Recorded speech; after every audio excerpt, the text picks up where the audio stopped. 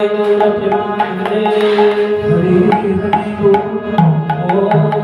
ज्ञानतिमिरान्धस्य ज्ञानाञ्जनशलाकया चक्षुरुन्मिलितं येन तस्मै श्रीगुरवे नमः। श्रीचैतन्यमनोभीष्टं स्थापितं येन भूतले स्वयं रूप कदा मह्यं ददाति स्वपदान्तिकम्।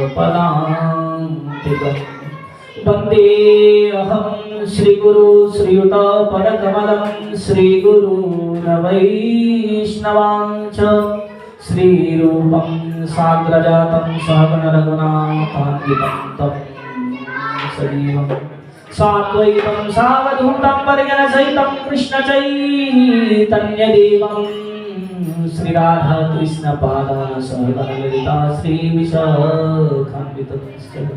हे कृष्ण करुणा सिंधु दीनबन्धो जगत्पते गोपेश गोपिका कान्त राधा कान्त नमोस्तुते।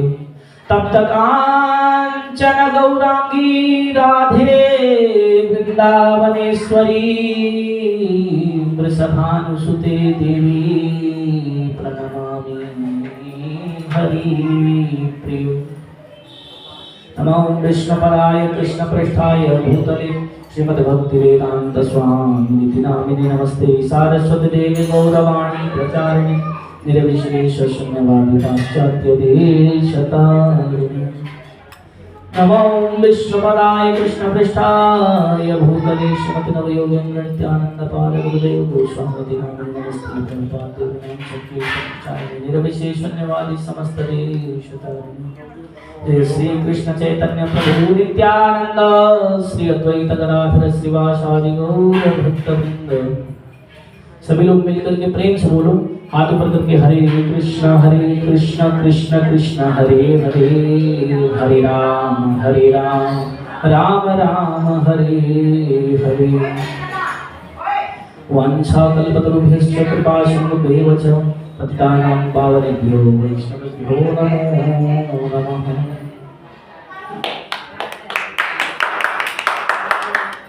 राधानाथ समारंभां यतिमाधवेन्द्र मध्यमां श्रीचैतन्य मध्यमां श्रीप्रभुपाद मध्यमां अस्मदाचार्य श्रीनरेन्द्र गोस्वामी पर्यन्तां वन्दे तां गुरुपरम्परां। हरे कृष्ण। सभी लोग मेरे पीछे बोले ओम नमो भगवते चैतन्य चंद्राय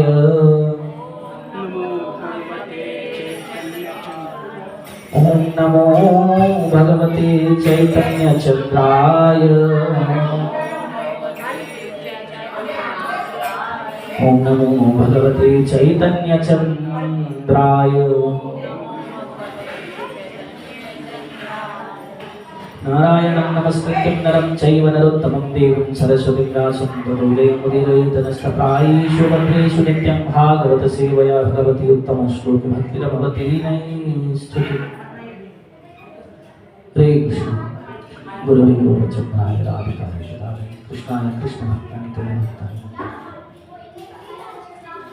सभी लोग बोलो हरे कृष्ण कृष्ण कृष्ण हरे हरे हरे राम राम राम हरे हरे।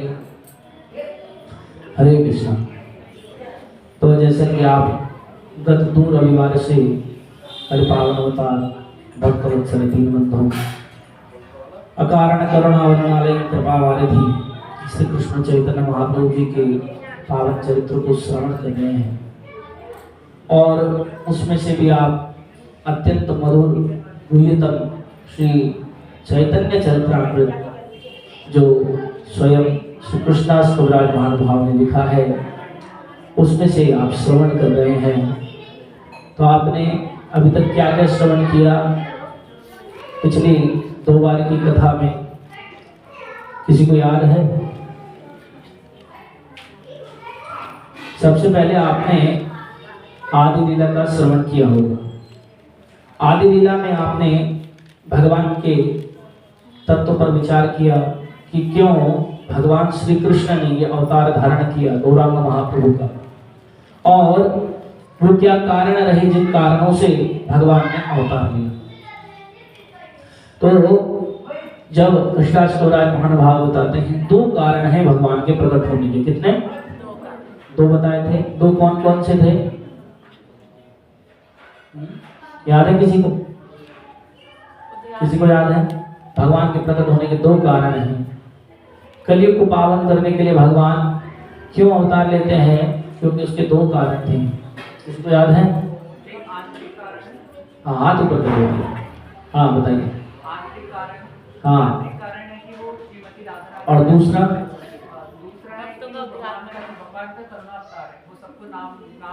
नहीं, एक आपने सही बताया, करुणा अवतार है वो ठीक है, लेकिन अवतार का कारण क्या है? वो उनका आंतरिक उन्होंने बताया कि प्राय कारण है। कौन सा कारण है? तो 2 मूल कारण है भगवान के, आंतरिक कारण और प्राय कारण, है ना। प्रकट कारण और अप्रकट कारण, या गुह्य कारण या फिर एक सामान्य कारण, है ना। तो उसमें जो हमने बताया, जैसा ग्रंथ में वर्णन है कि भगवान का जो प्रकट होना इस कलिकाल के जीवों पर कृपा करने के लिए, है ना, हरिनाम का संकीर्तन आंदोलन प्रवर्तन करना था, और युग धर्म हरिनाम संकीर्तन की स्थापना करके सबको हरिनाम और कृष्ण प्रेम का दान करना था। ये भगवान का बड़ा कारण था, युग धर्म की स्थापना और अधर्म का समूलनाश। और जो भगवान ने इस प्रेम दान आदि लीला की संकीर्तन आंदोलन का स्थापन किया, नवद्वीप में संकीर्तन फैलाया, संसार में संकीर्तन फैलाया, ये सब भगवान का क्या है? प्राय कारण है, आने का उसका एक मूल मोटा मोटा रीजन है। लेकिन भगवान की आंतरिक इच्छा उनके आंतरिक कारणों में परिलक्षित होती है, जिसमें उन्होंने क्या बताया कि वो क्या करना चाहते थे। तो 3 वांछा उनकी ब्रजलीला में पूर्ण नहीं हुई। 3 वांछा कौन कौन सी थी? तो वो देखते हैं कि उनकी जो प्रियतमा है श्रीमती राधा रानी, जो भक्तों में सर्वोत्कृष्ट है।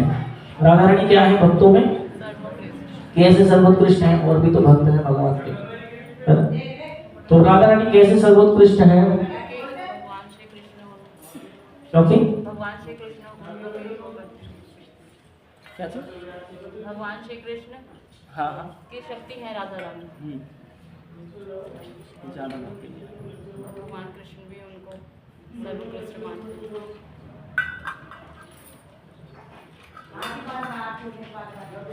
क्योंकि माता जी बता रही हैं कि भगवान श्री कृष्ण श्रीमती राधा रानी को सर्वोत्कृष्ट मानती, इसलिए वो सर्वोत्कृष्ट हैं। क्योंकि हम सब क्या जपते हैं? हरे कृष्ण कृष्ण कृष्ण हरे हरे, हरे राम राम राम हरे हरे। और कृष्ण क्या जपते हैं? श्री राधा श्री राधा श्री राधा श्री राधा। कृष्ण किसका नाम जपते हैं? हम संसार जिनका नाम जपता है वो श्री कृष्ण भी जिनका नाम जपते हैं, ऐसा तत्व है श्री राधा। तत्व ने की तत्व जगजीवन श्री कृष्ण चंद्र कृष्ण को तत्व वृषभानु की किशोरी है। तो राधा रानी इतनी सर्वश्रेष्ठ है कि स्वयं कृष्ण उनका क्या कर रहे हैं? चरण वंदन कर रहे हैं। जयदेव गोस्वामी सब वर्णन किए, लिखे ना उसमें। उन्होंने लिखा गीत गोविंद में कि श्रीमती राधा रानी कृपा कर रही है भगवान पर। कैसे कृपा कर रही है? लिखते समय भ्रमित हो गए, तो उन्होंने बोला कि ऐसा संभव नहीं है। कोई भी गोपियों में भी सर्वोत्कृष्ट श्री राधा रानी है, वो भगवान पे कृपा कैसे कर सकते हैं? भगवान स्वामी है संसार के।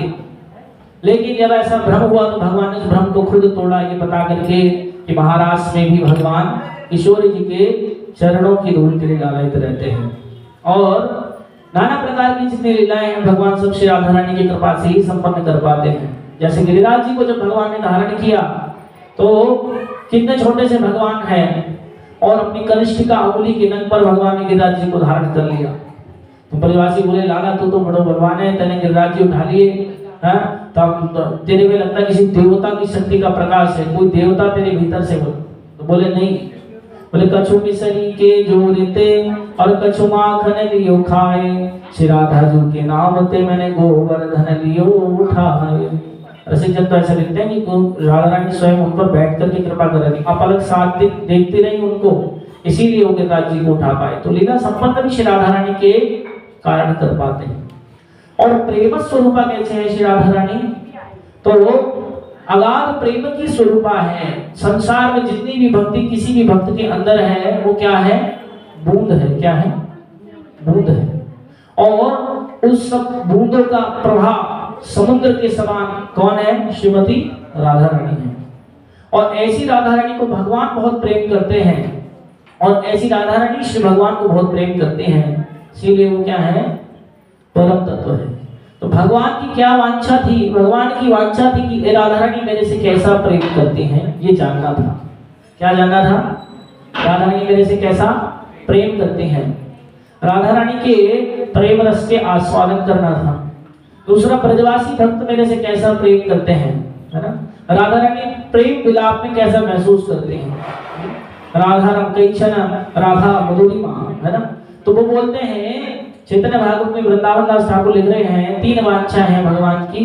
पहली वांछा उनकी है कि वो राधा रानी के प्रेम रस को आस्वादन करना चाहते हैं और राधा रानी कैसा विरह महसूस करती हैं ये जानना चाहते हैं।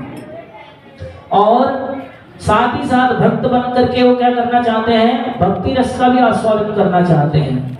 ब्रजवासी उनसे कैसा प्रेम करते हैं ये भी जानना चाहते हैं, है ना? ऐसा कौन सा सुख है कि मेरे पीछे पागल हो जाते हैं।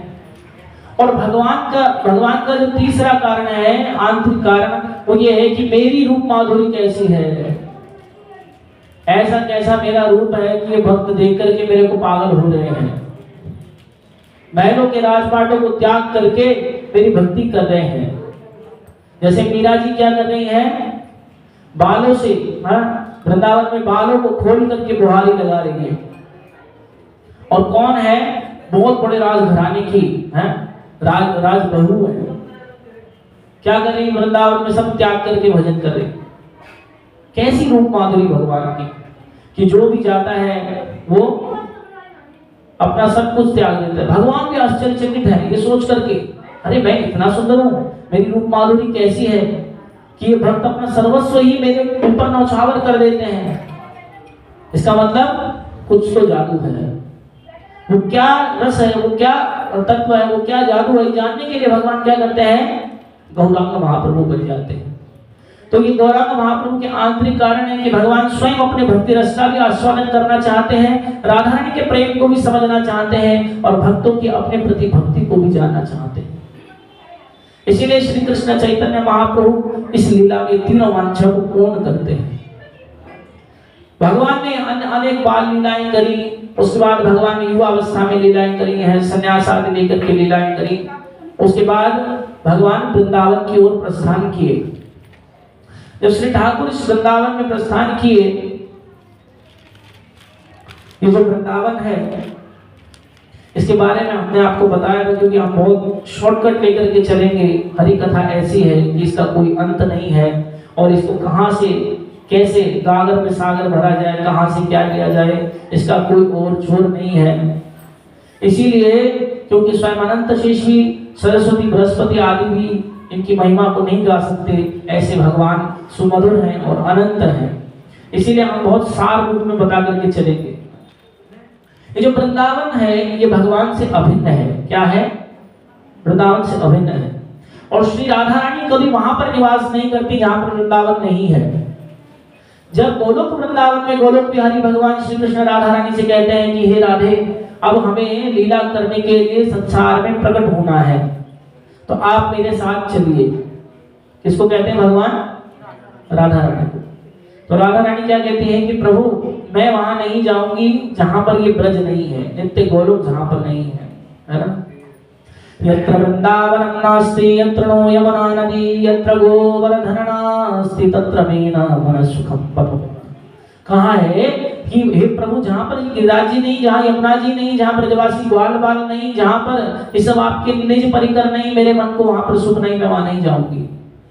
तब भगवान ने क्या किया? सबसे पहले वृंदावन को ही प्रकट किया और तब श्रीमती राधा रानी यहाँ पर लीला करने के लिए। इसीलिए जो नित्य वृंदावन है वही वृंदावन ये गोलोक बिहारी भगवान का साक्षात वृंदावन इस पृथ्वी पर है। और ये जो वृंदावन है ये समस्त वांछा को पूर्ण करने के लिए समर्थ है। जब भगवान गौर रूप में अवतार लिए तो राधा रानी क्या चाहती हैं? वृंदावन को चाहती हैं। किसको चाहती हैं? वृंदावन को। इसीलिए भगवान किस तरफ गए? वृंदावन की ओर गए। ऐतिहासिक यात्रा करी भगवान ने, जगह जगह भ्रमण करते हुए कहां पर गए? वृंदावन में गए। ये वृंदावन हमारी परंपरा के आचार्यों द्वारा प्रकट है। जैसे सर्वप्रथम श्रीपाद माधवेंद्रपुरी ठाकुर गए, सर्वप्रथम आचार्य कौन गए? वृंदावन। ऐसा नहीं, वृंदावन आप में से कितने लोगों ने दर्शन किया? वृंदावन कितने लोग गए? आप सब लोग गए हैं वृंदावन। तो जैसा वृंदावन आपने देखा है ऐसा वृंदावन नहीं था। आज आपने वृंदावन में देखिए बड़ी बड़ी मंजिल इमारतें हैं, रास्ते हैं, सुंदर घर बने हुए हैं, मंदिर बने हुए हैं। ऐसा नहीं था। कैसा था? तो घनघोर जंगल था। कोई कोई बिरला ही जाता था वृंदावन, और जो वृंदावन जाता था वो बड़ा प्रसन्न होता था कि हम वृंदावन पहुंच गए।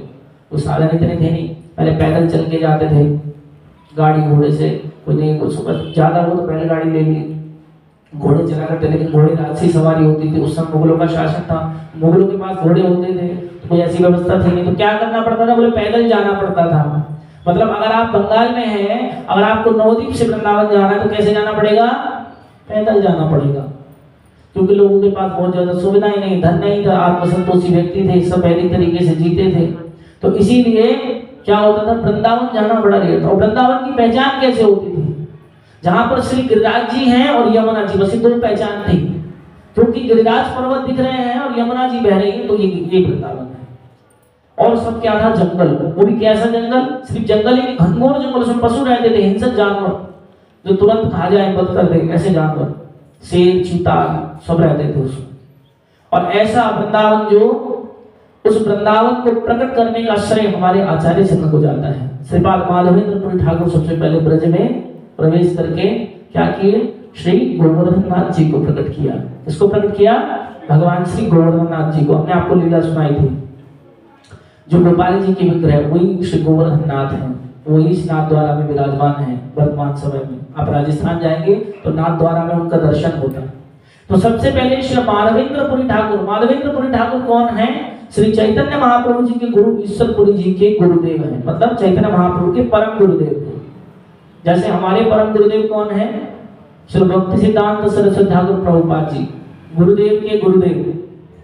इसी प्रकार चैतन्य महाप्रभु जी के गुरुदेव माधवेंद्रपुरी ठाकुर, जिन्होंने इस परंपरा में प्रेमा भक्ति के बीज को रोपित किया, सर्वप्रथम वृंदावन जाकर के श्री गोवर्धन नाथ को प्रकट किया।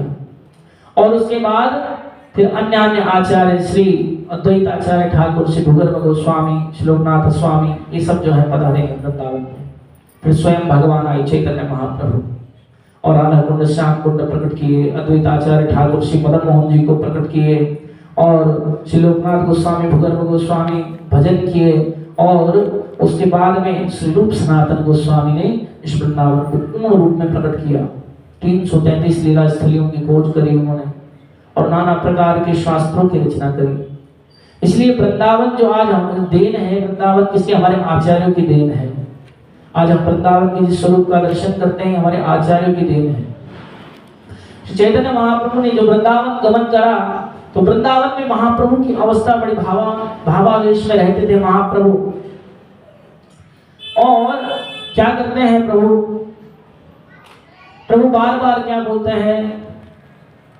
बोल बोल ओ काली जमुना, कित गए कालिया नाथ।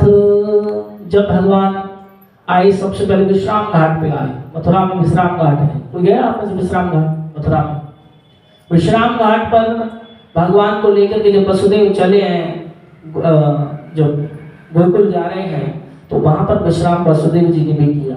वहां पर चैतन्य महाप्रभु ने विश्राम किया, विश्राम घाट पर, मतलब स्नान किया। तो चैतन्य महाप्रभु जब ब्रज में प्रवेश किए तो मथुरा में विश्राम घाट पर स्नान आदि करे, और फिर जब अन्य लीला स्थलों की खोज करे, राधा कुंड आदि को प्रकट किया, तो भगवान यमुना किनारे क्या कर रहे हैं? रो रहे हैं। रो रो कर पूछ रहे हैं कि हे यमुना जी, क्या आपने मेरे श्री कृष्ण को देखा है?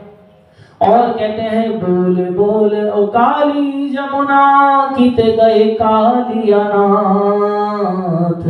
अभी तो वेणु बजा रहे थे मोहन मेरे साथ। अभी मैं भगवान की रूप माधुरी का दर्शन कर रहा था, कर रही थी, और अभी अचानक जो है भगवान मेरे से अदृश्य हो गए। इस प्रकार कभी गिरिराज जी की शिलाओं से पूछते हैं, कभी वृक्षों से पूछते हैं, कभी लता तरुओं से पूछते हैं, और भगवान क्या करते हैं, वृंदावन रस का आस्वादन करते हैं। तरुलता सो पूछत है प्रभु कहाँ गए ब्रजनाथ, बंसी बट को आलिंगन कर रगड़त है निज माथ। इस प्रकार प्रेम व्याकुल हो गए भगवान। अब प्रेम व्याकुल होके क्या करते हैं, प्रभु व्याकुल है कूदत यमुना में, कहे अब नहीं जियो जात, नेक नहीं प्रभु धीर धरावत है, नेक नहीं प्रभु धीर धरावत है। राधा भाव विभोर महाप्रभु, श्री वृंदावन जावत है। राधा भाव विभोर महाप्रभु, श्री वृंदावन जावत है। प्रभु वृंदावन जावत है, प्रभु कोरस दीजिए, कोरस। प्रभु वृंदावन जावत है, प्रभु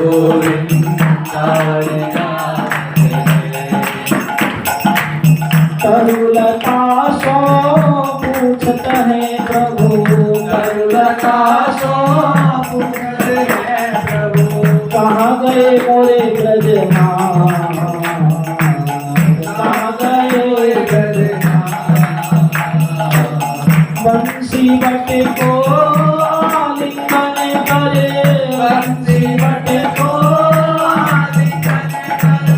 रगड़त है निज माथ,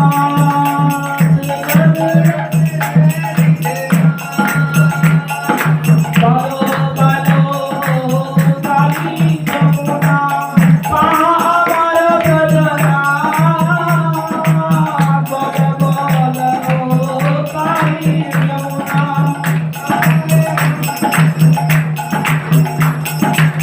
राधा भाव विभोर महाप्रभु, वृंदावन जावत है। राधा भाव विभोर नेक नहीं धीर धरावत है, नेक नहीं धीर धरावत है। प्रभु वृंदावन जावत है, प्रभु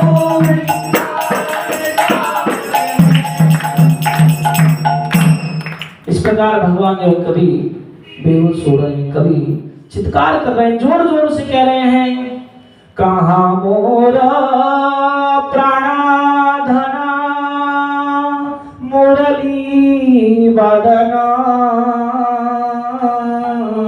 कहाँ जाऊं कहाँ पाऊं ब्रजेंद्र नंदना, कहाँ जाऊं कहाँ पाऊं ब्रजेंद्र नंदना।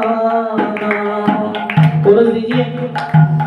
कहाँ मोर प्राण धना मुरली वदना, कहाँ मोर कविराज गोस्वामी पाद में लिखा है, कहाँ जाऊं कहाँ पाऊं ब्रजेंद्र नंदना, कहाँ जाऊं कहाँ पाऊं ब्रजेंद्र नंदना। कभी जोर जोर से चीख रहे हैं, भूमि में भगवान लौट रहे हैं, कभी जमुना जी में कूदने का प्रयास करते हैं तो उनको कृष्णास बचाते हैं, कृष्णास पीछे पीछे भाग रहे हैं। श्री बलभद्र भट्टाचार्य पीछे पीछे भाग रहे हैं बचाने के लिए कि महाप्रभु कभी जमुना जी में न कूद जाए। और भगवान क्या कर रहे हैं, अपने अष्टसात्विक महाभावों को प्रकट कर रहे हैं। कभी भगवान जोर जोर से रो रहे हैं, कभी भगवान जोर जोर से गा रहे हैं, कभी भगवान जो है चित्कार रहे हैं, कभी बेहोश हो रहे हैं, कभी भगवान के मुख से फेंक निकलता है, कभी भगवान जो है क्या कर रहे हैं, जोर जोर से सांस ले रहे हैं, कभी भगवान का शरीर बड़ा दिखता है, कभी भगवान जो है एकदम कछुए के जैसे छोटे हो जाते हैं। ये सब जो है महाभावों को प्रकट कर रहे हैं।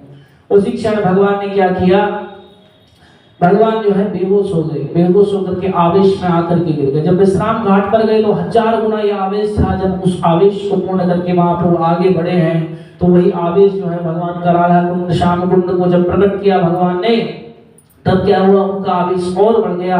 और इस प्रकार भगवान ने जब गोपाल जी का दर्शन किया तब उनकी विरह की ज्वाला और दग्ध हो गई। और उसके बाद जब वृंदावन में कालीदाह पर गई तो ये सब कालीदाह पे लीला हुई। कालीदाह पर भगवान क्या कर रहे हैं, भगवान विरह में पछाड़े खा रहे हैं और बार बार क्या कह रहे हैं, हरिहराय नामा कृष्णा यादवाय नामा, हरिहराय नामा कृष्णा यादवाय नामा, यादवाय माधवाय केशवाय नमः, यादवाय माधवाय केशवाय नमः, यादवाय माधवाय केशवाय नमः, यादवाय माधवाय केशवाय नमः, हरिहराय नामा कृष्णा यादवाय नमः, हरिहराय नामा कृष्णा यादवाय नमः, गोपाल गोविंदा राम श्री मधुसूदन, गोपाल गोविंदा राम श्री मधुसूदन, गोपाल गोविंदा राम श्री मधुसूदन, गोपाल गोविंदा राम श्री मधुसूदन, गिरिधारी गोपीनाथ मदन मोहन, गिरिधारी गोपीनाथ मदन मोहन, हरे कृष्णा कृष्ण कृष्ण हरे हरे, हरे राम राम राम हरे हरे, हरे कृष्ण हरे कृष्ण हरे हरे, हरे राम राम हरे हरे, हरे कृष्ण कृष्ण कृष्ण हरे हरे, हरे राम राम राम हरे हरे, हरे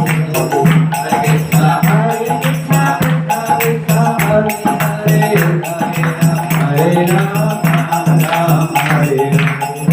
जय वृंदावन धाम, जय वृंदावन धाम, जय वृंदावन धाम, जय वृंदावन धाम, जय गौरा हरि, जय गौरा हरि, जय गौरा हरि, जय गौरा हरि, जय गौरा हरि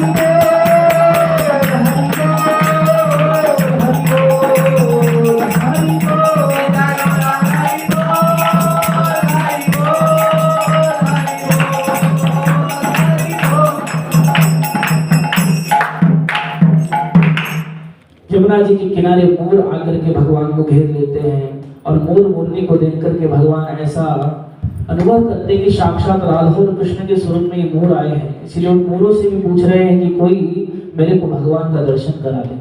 ऐसी जब हृदय विदारक लीला भगवान कर रहे हैं तो उनकी परिकर उनको लेकर के गए। टोटल 3 महीना भगवान ने ब्रजवास किया। 3 महीने भगवान वृंदावन में रहे। वृंदावन का परित्याग नहीं करना चाहते थे, लेकिन भगवान का शरीर ऐसा हो गया कि शरीर में शक्ति ही नहीं है।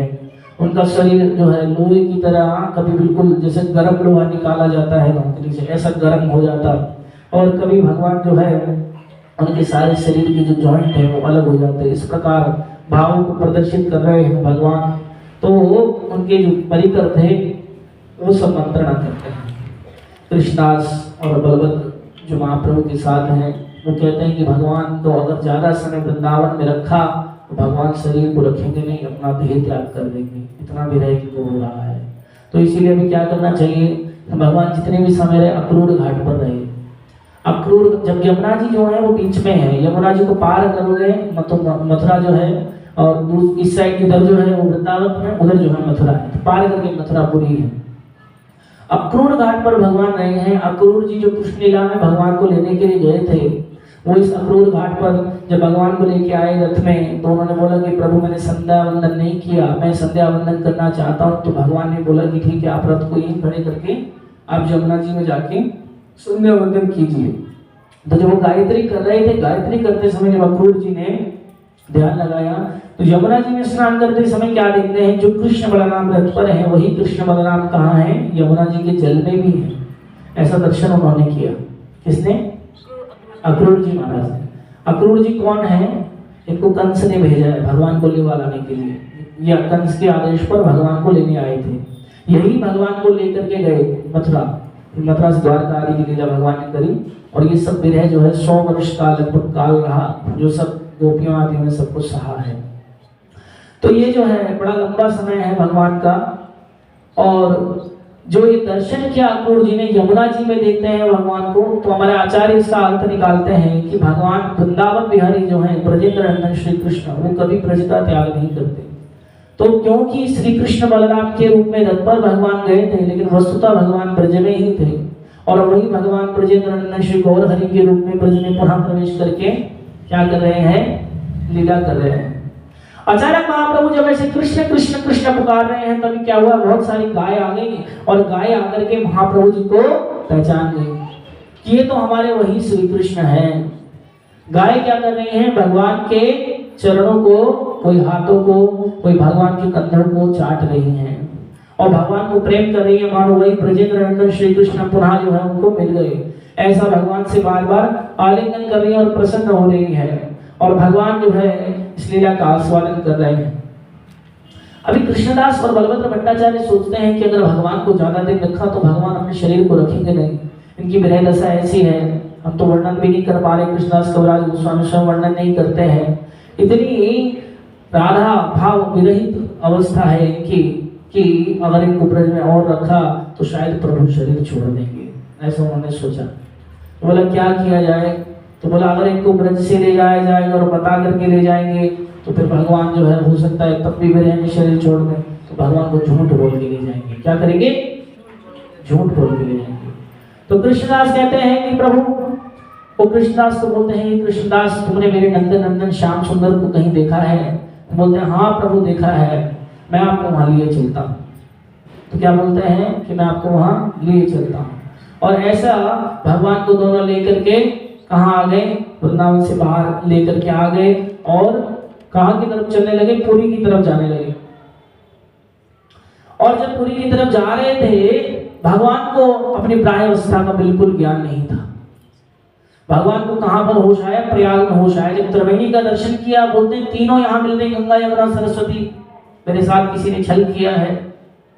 तुमने तो बोला था ये यमुना जी हैं, तुम गंगा जी का भी दर्शन कराते थे तो यमुना जी बोलते थे, और तुम तो बोलते थे हम ब्रज में ही हैं और हम श्याम सुंदर से मिलने जा रहे हैं, लेकिन तुमने ये क्या किया, तुम तो मुझे ब्रज से बाहर ले आए। ऐसा कह के महाप्रभु वहां पे जोर जोर से चिल्ला करके रो रहे हैं और गिर रहे हैं। और जब ऐसा विरह महाप्रभु जी को हुआ तो अचानक से महाप्रभु जी जो प्राय अवस्था में थोड़ा आए थे, प्रयाग में आके थोड़ी स्थिति सही हुई भगवान की, लेकिन पुनः जो है अचेत हो गए भगवान। प्राय अवस्था चली गई, भगवान चित्त पड़े हैं एकदम और मुंह से पेन आने लगा उनका। और ये बलभद्र भट्टाचार्य कृष्णदास के, उन्होंने थोड़ा शांत किया, कृष्ण कृष्ण जपते थे भगवान के कान में, कृष्ण कृष्ण कृष्ण जब जपते थे तो थोड़ा होश में आते थे। तो फिर जो है स्नान करने के लिए वो लोग गए हुए थे, महाप्रभु को वहां संभाल करके लिए ताकि चले गए। और सोचा स्नान करिए, स्नान करके आए तो वहां देखते हैं कि उस समय का एक पठान था, मुसलमान पठान था।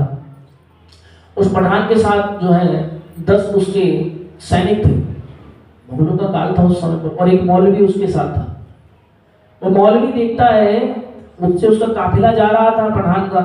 पठान ने देखा कोई बड़ा सुंदर नवयुवक, रूप सौंदर्य की खान, महाप्रभु सोने का जैसे पहाड़ पड़ा हुआ हो ऐसे, और केवल अंग वस्त्र धारण किए हुए हैं, भगवान ने बॉडी एकदम चमक रही है भगवान की। वो देखा कि अरे वहां पर कोई पड़ा हुआ है। अब वो जाके उसने देखा, उनके मुंह से झागा है, तो उनको लगा कि कुछ हुआ है, लगभग वो तो जाने नहीं प्रेम दशा क्या होती, भाव क्या। अभी उसने क्या किया, उन्हें सोचा कि इनको कुछ हुआ है, कुछ तो उसको बुलाया, मौलवी को बुलाया। मौलवी बोलता है कि कुछ बैग वैग की व्यवस्था करो, उनकी कुछ लगता दिक्कत है। इतने में कृष्णदास और बलभद्र भट्टाचार्य आ गए। जब उन्होंने देखा कि वो महाप्रभु के आसपास ऐसे घेरा बना के खड़े सैनिक वगैरह, तो उन्होंने बोला कि तुम लोग कौन हो? तो बोले हम इनके साथ ही हैं और ये हमारे स्वामी हैं, हम इनके सेवक हैं। बोले अरे ये स्वामी सेवक कुछ नहीं है। मौलवी ने उसके कान में बोला, राजा के लगता है कि इसने जो है कुछ इन्होंने कुछ हेरा फेरी करी, गड़बड़ करी है, इन्होंने कुछ उसको जहर वहर दे दिया होगा, ये सन्यासी जो है यहाँ गिर गया और ये चाह रहे होंगे उसके कुछ रुपया पैसा जो बेचारे के पास होगा इन्होंने लूट लिया होगा। तो ये जरूर जो है वो चोर मालूम पड़ते हैं। उन्होंने इनको तुरंत बंदी बना लिया, रस्सियों से बांध दिया, रस्सियों से बांध करके उनको मार लगाने लगे। और पठान बोलता है कि एक काम करो, इन्हें खत्म कर दो यहीं पर। और बोले नहीं नहीं, अभी उसमें क्योंकि उस समय जो महाप्रभु जी के साथ थे कृष्णदास और बलभद्र भट्टाचार्य भी थे, एक कृष्णदास और थे, वो राजपूत थे, राजपूत ब्राह्मण, राजपूत में वो महाप्रभु जी के परिकर हो गए थे, तो ब्राह्मणिक क्वालिटीज उनके अंदर थी, वो थे। और एक व्यक्ति महाप्रभु जी के साथ और थे उस समय पर, तो 4 व्यक्ति थे। तो उनमें से जो राजपूत वाले थे बोले कि मैं यहाँ का राजपूत हूँ, लोकल का रहने वाला हूँ, यही रहता हूँ, अगर मैं जोर जोर से शोर मचाऊंगा तो बहुत सारी पब्लिक आ जाएगी और तब तुम्हें बताएंगे सच्चाई क्या है क्या नहीं, तुम हमें छोड़ दो, हमने कोई दोष नहीं किया, कोई हमारे कोई पाप नहीं किया हमने, तुम हम पर झूठा आरोप लगा रहे हो। तो स्थिति बड़ी विचित्र बन गई। वो कह रहा था कि ये लोग जो हैं चोर मालूम पड़ते हैं, पठान उनको मारना चाह रहा, हथियार वगैरह सब थे उनके पास, हो सकता है मार भी देते। इतने में क्या हुआ, इतने में श्री चैतन्य महाप्रभु को प्राय चेतना आ गई, उनको होश आ गया। जैसे ही महाप्रभु को होश आया तो महाप्रभु क्या देखते हैं, पठान को देखते हैं। पठान महाप्रभु जी को देख रहा है और भगवान उनका हाथ पकड़ के कहते हैं क्या ये वृंदावन है, क्या मैं वृंदावन में हूँ? बार बार उससे पूछ रहे हैं श्री कृष्ण कहाँ है, श्री कृष्ण कहाँ है। बस पठान को इतना कहना हुआ और जैसे पठान का स्पर्श महाप्रभु जी ने किया, वो तो भगवान के रूप माधुरी में खो गया, भगवान के नेत्रों को अविरत देखता रहा। और अभी वो कहना चाहता है लेकिन कुछ कह नहीं पा रहा, उसके मुंह से शब्द नहीं निकल रहे।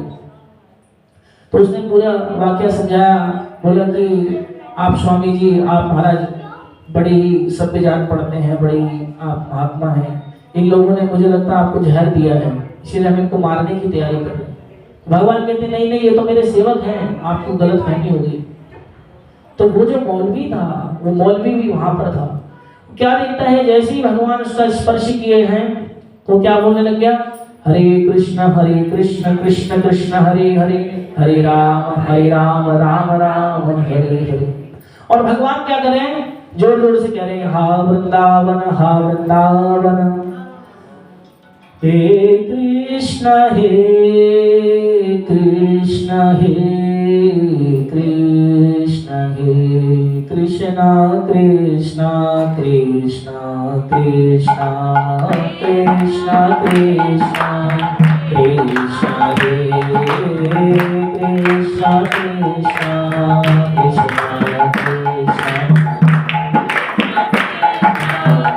बार बार भगवान यही कह रहे हैं और कृष्ण कृष्ण बोल के उन्होंने मौलवी को गले लगा लिया। और जैसे मौलवी को गले लगाया, मौलवी तो पागल हो गया और वो क्या कर रहा है, अब बोलना कुछ चाहता है, नाच रहा है, गा रहा है और महामंत्र बोल रहा है बार बार। और ऐसा जब देखा उन 11 सैनिकों ने तो उनको लगा कोई जादू मंत्र फेंका है। वो जो है जैसी पास आते हैं महाप्रभु को छूते हैं, छूते के साथ ही वो भी नाचने लगते हैं। 11 की 11 सैनिक जो है नाच रहे हैं, क्या कर रहे हैं, निताय बोल हरि बोल हरि बोल हरि बोल हरि बोल हरि बोल।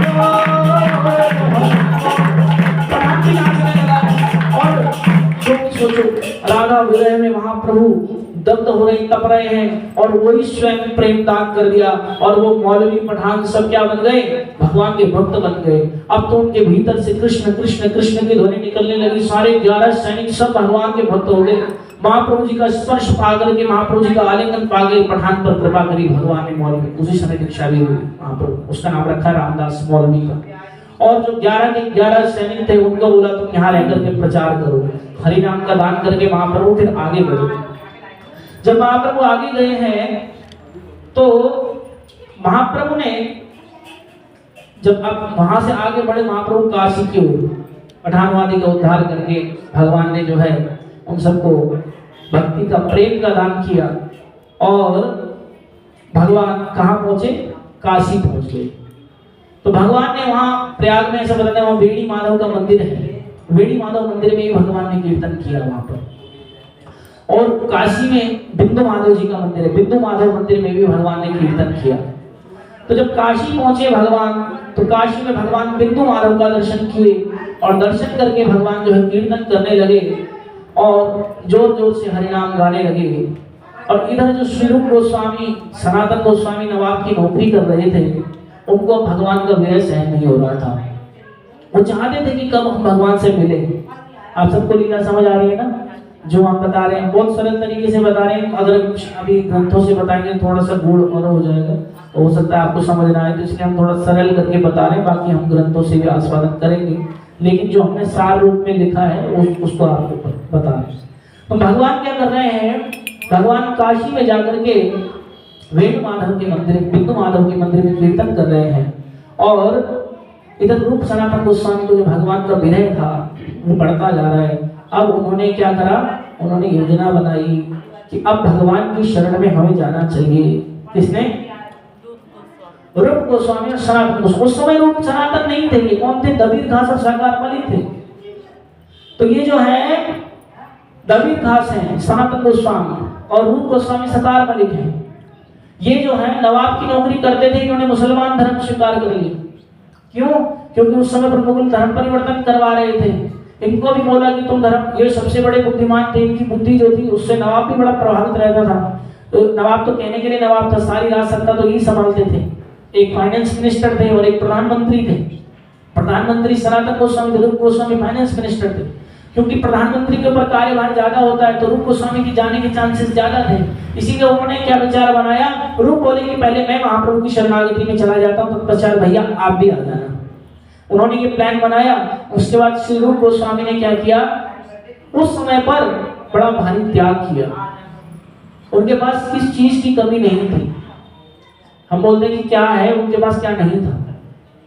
22.5 लाख उनके पास सोने की मुद्राएं थी। इतना धन था उनके पास, 22.5 लाख उस समय पर। मतलब 15वीं शताब्दी की बात कर रहे हैं। सोचो मतलब कितना अपार धन था। राजा के सेवक थे, पूरी राज सत्ता हाथ में थी, किसी बात की कोई कहीं से कहीं तक कमी नहीं थी। 22.5 लाख सोने की मोहरों को उन्होंने क्या किया?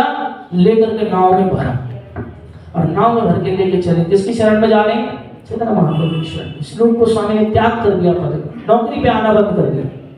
अब नवाब चिंता तो कर रहा है। एक दिन हो गया, क्या बात है भाई, क्यों नहीं आ रहे? वहां पे नवाब पूछ रहे हैं राज्यसभा में, तो मंत्रीगण कह रहे हैं कि जी कुछ बीमार हो गए, कुछ समस्या हो गई, कुछ नहीं आ रहे। चलो एक दिन का समझ आया, दूसरे दिन का समझ आया, तीसरे दिन में नहीं आ रहे। करते करते राजा को जब 1 हफ्ता हो गया, तो उसको लगा कुछ बात तो जरूर है। बोला राजवैद्य को बुलाया, बोला कि जाओ तुम देख कर आओ कोई समस्या। और रूप गोस्वामी घर से निकल गए। रूप गोस्वामी कहाँ जा रहे हैं? भगवान से मिलने के लिए जा रहे हैं। तो रूप गोस्वामी चैतन्य महाप्रभु से रामकेली में पहले मिले थे। कहाँ मिले थे? रामकेली में। और इस बार कहाँ मिलने वाले हैं? काशी जाने से पहले कहाँ मिले हैं? प्रयाग में। क्योंकि अब भाई पहले जैसी व्यवस्था थी उसके अनुसार अब कोई अगर उनके पास वो होता साधन तो वो बैठ करके गाड़ी में चले जाते। कैसे चले जाते? अब ऐसा नहीं था तो क्या करना पड़ा? पैदल जाना पड़ा। पैदल जा रहे हैं तो रास्ते में पूछते हुए जा रहे हैं, क्या किसी घोड़े सन्यासी को देखा जो कीर्तन करते हैं, जिनके पीछे जनता का हुजूम चलता है, जो जब चलते हैं तो बहुत उन्मत्त होकर कीर्तन करते हैं? ऐसे किसी सन्यासी का दर्शन किया? लोग बोल रहे नहीं वो तो इधर से गए थे। ऐसे रास्ता पूछते पूछते जा रहे, कहाँ? प्रयाग तक पहुंच गए। प्रयाग में जब गंगा जी की त्रिवेणी में स्नान कर रहे हैं तो देख रहे हैं दूर से हरिनाम संकीर्तन की ध्वनि आ रही है। तो सोचा कि ये तो मेरे भगवान के संकीर्तन आंदोलन की ध्वनि है। छोड़ करके जोर से सब भागे श्री रूप गोस्वामी पास और जाकर के महाप्रभु जी के चरणों को दंडवत किए। रूप गोस्वामी से मिलकर महाप्रभु प्रसन्न हो गए। प्रयाग में उन्होंने उनको गले लगाया और अपनी शरणागति प्रदान करी। रूप गोस्वामी, सनातन गोस्वामी, ये 4 भाई हैं। कितने? 4 भाई हैं। 4 भाई में दोनों ये आपस में भाई हैं। श्री रूप गोस्वामी सनातन बड़े हैं, रूप छोटे हैं। इनके 2 भाई और हैं, वल्लभ और अनुभव। 2 भाई और हैं इनके। अमर और संतोष नाम था इनका पहले, लेकिन बाद में नवाब ने चेंज कर दिया इनका नाम। और ये कुमार ब्राह्मण के पुत्र थे। ये श्री चैतन्य महाप्रभु के भक्ति आंदोलन से प्रभावित थे, उनके प्रेम माधुरी को जानते थे, उनकी महिमाओं को नित्य सुनते थे। फिर इनका काम में मन लगना बंद हो गया। और सनातन गोस्वामी के परिवार में, रूप गोस्वामी के परिवार में सब सरकारी नौकरी में थे। कोई छोटा मोटा नहीं था, कोई बड़े बड़े पदों पर थे। इनके बहनों ही थे और राजा के लिए, सेना के लिए घोड़े खरीदने का काम करते थे। बड़े अच्छे क्वालिटी के घोड़े खरीदने के लिए राजा ने उनको रखा हुआ था। तो इनके सब जो है सरकारी उसमें थे, महकमे में थे। इनकी बहन उनको ब्याही गई थी सनातन गोस्वामी की। तो इस प्रकार जो है कोई इनके अंदर भौतिक संपन्नता की कमी नहीं थी। ये लीला क्या दर्शाती है कि जब तक भगवान के लिए हम त्याग नहीं करते भगवान मिलते नहीं है। क्यों? क्योंकि हमारे पास त्यागने के लिए है ही क्या। हमारे कोई बोले कि मैंने भगवान के लिए त्याग कर दिया, तो भगवान के लिए तुम क्या त्याग सकते हो? ये शरीर भी हमारा अपना नहीं है, ये भी भगवान का ही दिया हुआ है। तेरा तुझको अर्पण क्या लागे मेरा। बस भगवान की चीज में 19-20 करके हम जो है क्या समझते हैं हमने कोई नई चीज बना ली। अरे वो नई चीज कभी हम बना ही नहीं सकते, क्योंकि उसको बनाने में लगे हुआ सामान भी तो भगवान के द्वारा दिया हुआ है। और अगर मान लो कोई सामान हमने बना भी दिया तो भगवान के द्वारा दी हुई बुद्धि ही तो है जिसका हमने प्रयोग किया। तो सब कुछ तो भगवान का ही है। ईशावास्यं विदं सर्वं यत्किंचित् जगत्यां जगत् वेद कहता है। फिर भी हम क्या करते हैं? लोभ करते हैं संसार में। फिर भी हम क्या करते हैं? हम ये सोचते हैं कि मैंने अभी बहुत कुछ प्राप्त करना है, लेकिन रूप सनातन गोस्वामी से ज्यादा तो नहीं है हमारे पास। ना तो हमारे पास इतना बड़ा पद है, ना तो हमारे पास इतना ज्यादा धन है। ऐसे धन संपदा और पद प्रतिष्ठा को भी तिनके की तरह त्याग कर दिया रूप गोस्वामी जी ने। और हम सबको सिखाया कैसे जीवन जीना है। और 22.5 लाख मुद्राओं का कैसे आवंटन किया, तो आधा तो पहले ही ब्राह्मणों और भक्तों को बांट दिया।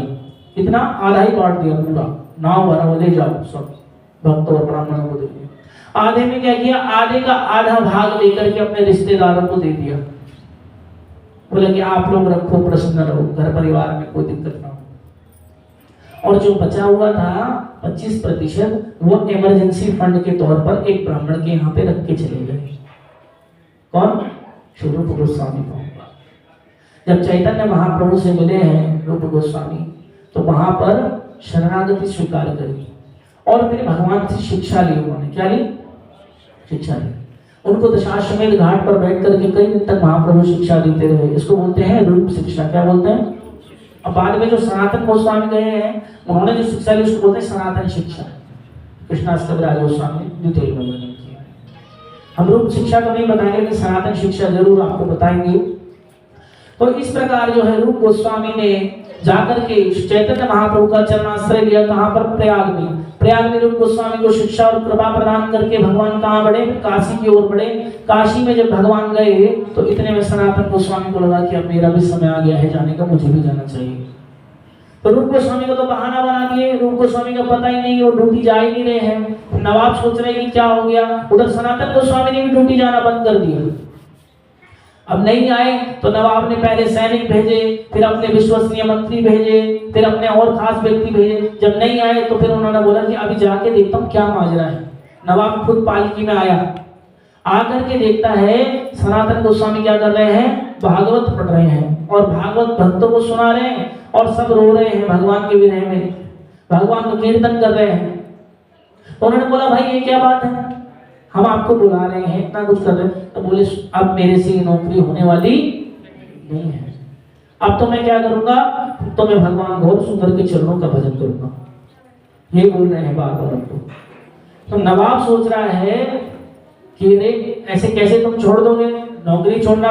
भाई मैंने अगर कोई आपके साथ कमी करी हो, कुछ आपको तनख्वाह चाहिए, बताओ सैलरी वैलरी की कोई दिक्कत है तो 10 गुना कर दूं, 20 गुना कर दूं, बताओ कोई कमी थोड़ी, तुम जो बोलोगे वो हो जाएगा। आपके मैं ऐसे कैसे छोड़ रहे, पूरा राज सत्ता आपके हाथ में। तो सनातन गोस्वामी प्रभुपाद बोले कि नहीं, मैं अब नौकरी नहीं करूं। तो नवाब क्या बोलता है, पहले तो रिक्वेस्ट करी, रिक्वेस्ट नहीं मानी। तो जब उसके भावना को ठेस पहुंचाई तो नवाब को गुस्सा आ गया। नवाब ने बोला कि पकड़ो उसको और जेल में डालो। सनातन गोस्वामी को कहां ले गए? जेल में ले गए और जेल में जाके बंद। सनातन गोस्वामी जेल में भी क्या कर रहे हैं? हरे कृष्ण कृष्ण कृष्ण हरे हरे, हरे राम राम राम हरे हरे। जय सच्चिदानंद गौर हरि, जय सच्चिदानंद गौर हरि। यही बार बार जो है नाम कीर्तन कर रहे हैं और जेल में चले गए। अभी जेल से कैसे छूटे? तो जेल का जो जेलर था वो इनके प्रति श्रद्धा रखता था, सनातन गोस्वामी के प्रति। उसका स्वभाव थोड़ा ठीक था। तो इन्होंने एक दिन उसको बोला जेलर को कि सुनो, अब हमें यहाँ पर 2-3 दिन हो गए पड़े हुए, एक काम करो, तुम हमें यहाँ से ना फरार कर दो। फरार कर दो मतलब मुक्त कर दो, आजाद कर दो। वो बोला कि भाई देखो मंत्री जी, प्रधानमंत्री जी, अभी आप जेल में चले गए, हमें बड़ा दुख है और मैं आपको छोड़ भी दूंगा, ऐसी बात नहीं, लेकिन छोड़ दूंगा तो कल को बात मेरे ऊपर आएगी, नवाब तो मेरा सर कटवा देगा। इसका क्या है, इसने तो बस एक आदेश देना है तो मेरा पूरा भरा पूरा परिवार भी खत्म करवा देगा। तो इसीलिए अभी तो उन्होंने एक युक्ति बताई। बोला तुम क्या करना, तुम एक आइडिया बताता हूँ, तुम मेरे को लेके जाना और पानी जो गंगा जी है, गंगा जी में बोलना कि हम इनको ले गए थे लघु शंका के लिए, वहां जा रहे थे, शौच इत्यादि करने के बहाने से गए थे और गंगा जी में कूद गए। वो कूद के क्या हुआ, बोलो कूद के इनका शरीर बने वाला मगरमच्छ खा गए और फिर ये आए नहीं लौट। उन्होंने बोला कि आप चिंता मत करो, मैं लौट के आऊंगा ही, मैं दिखूंगा ही नहीं। आपको लग रहा है कि मैं किसी के साथ मिलकर के दोबारा कुछ आक्रमण ऐसे कुछ नहीं करूंगा। बोले क्या करूंगा, बल्कि मैं तो जैसे तुम्हारे में हज करने जाते ना, तो वैसे ही मैं चला जाऊंगा हमेशा के लिए अपने भगवान की शरण में। और क्योंकि उनको उस समय तक पता था कि भगवान वृंदावन में है, यही पता था उनको, तो भगवान वृंदावन में है ऐसा उनको खबर। तो बोले वृंदावन चला जाऊंगा और फिर आऊंगा नहीं, तो निश्चित रहो। अब वो बोला नहीं, मैं ऐसे नहीं कर सकता। तब रूप गोस्वामी दूसरा तरीका, सनातन गोस्वामी ने दूसरा तरीका अपनाया। क्या किया, जो इमरजेंसी का पैसा वो रख करके गए थे रूप गोस्वामी, उसमें से कुछ धन मंगवाया और ला करके वो मोहरों की जो थैली थी वो उस जेलर के हाथ पे। जब जेलर को पैसा दिखा, उसके मन में लालच आ गया। उसने कहा ये तो सही है, पैसा भी दे देगा मंत्री साहब। उन्होंने योजना को मान लिया। उसने क्या किया, ले करके गया सनातन गोस्वामी को गंगा जी के वहां पे और बड़ा सा पत्थर उठाया और उसमें फेंक दिया, है ना। एक जोर की आवाज आई तो सैनिकों को क्या लगा, कोई गंगा जी में कूद गया, है ना। अभी सनातन गोस्वामी को उसने फरार कर दिया। सनातन गोस्वामी के साथ एक सैनिक, एक उनके सेवक भी थे, ईशान। श्री श्री जगन्नाथ बलदेव सुभद्रा सुदर्शनी महाराज की। ईशान भी सनातन गोस्वामी प्रभुपाद के साथ थे और फिर वो चले वहां से गंगा जी पार करके। रूप गोस्वामी प्रभुपाद के द्वारा एक सूचना प्रसारित की गई थी कि भगवान वृंदावन से प्रस्थान कर गए हैं। भगवान कहाँ गए हैं, प्रयागराज इलाहाबाद आ गए हैं। तो इसलिए सनातन गोस्वामी जा रहे हैं मार्ग में। उत्तर भारत में जाने के लिए बंगाल में एक घाटी पड़ी, रास्ते में घाटी पड़ी और घाटी के आगे एक पहाड़ था, वो पहाड़ पार करना पड़ता था जाने के लिए। आप सभी ध्यान से सुन रहे हैं ना।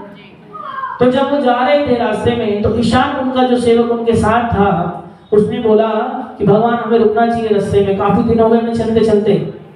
तो बोले अच्छा। तो देखा कि एक जो है धनाढ्य ब्राह्मण था, वो जो है इनको बड़ा सम्मान से लेकर के गया अपने यहाँ पर। उसने बोला कि आप आओ जरा, मैं आपकी खातिरदारी करता हूँ। सनातन गोस्वामी को रुकवाया अपने यहाँ पे और बड़ा उनकी खातिरदारी की उसने। तो सनातन गोस्वामी को लगा कि ये बड़ी आओ भगत कर रहा है, अति भक्ति चौड़े लक्षण। बोले क्या ऐसा है जो ये इतना मतलब जो है हमको सम्मान दे कर रहा है। बोले या तो हमें जानता नहीं है, अगर जानता होता तो बात अलग थी, लेकिन इसके न जानना पहचानी बड़ी आओ भगत कर रहा है, बोले कुछ गड़बड़ है। तो ईशान को पूछे, ईशान तुम कोई रुपया पैसा लाए क्या अपने साथ। तब ईशान ने सर झुका लिया, बोले हाँ भगवान ने 8 सोने की मुद्रा छुपा के लाया अपने साथ। 7 सोने की मुद्रा छुपा करके लाया। तो उन्होंने बोला अच्छा। बोले ला मेरे को दी। सनातन गोस्वामी ले ली। लेके क्या किया, उस व्यक्ति के पास गए, बोला कि आप ये रख लीजिए और ये हमारे पास कुछ पैसा था, अब आगे कैसा रास्ता हो क्या पता, लूट पाट हो जाए, कुछ हो जाए, आप रखना और जो है हमें आगे रास्ता बताइए, यहाँ से पार कराइए।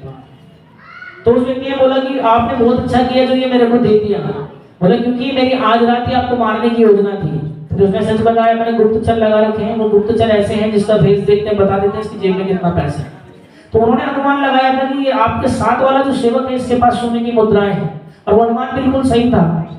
इसीलिए मैं आज रात्रि आपको मार देता, लेकिन अच्छा हुआ आप मेरे पास आ गए। तो उन्होंने बोला ठीक है। फिर वो वहां से जो है उसने सब उनको पहाड़ भी पार करा दिया, व्यवस्था करा दी, आगे चले गए।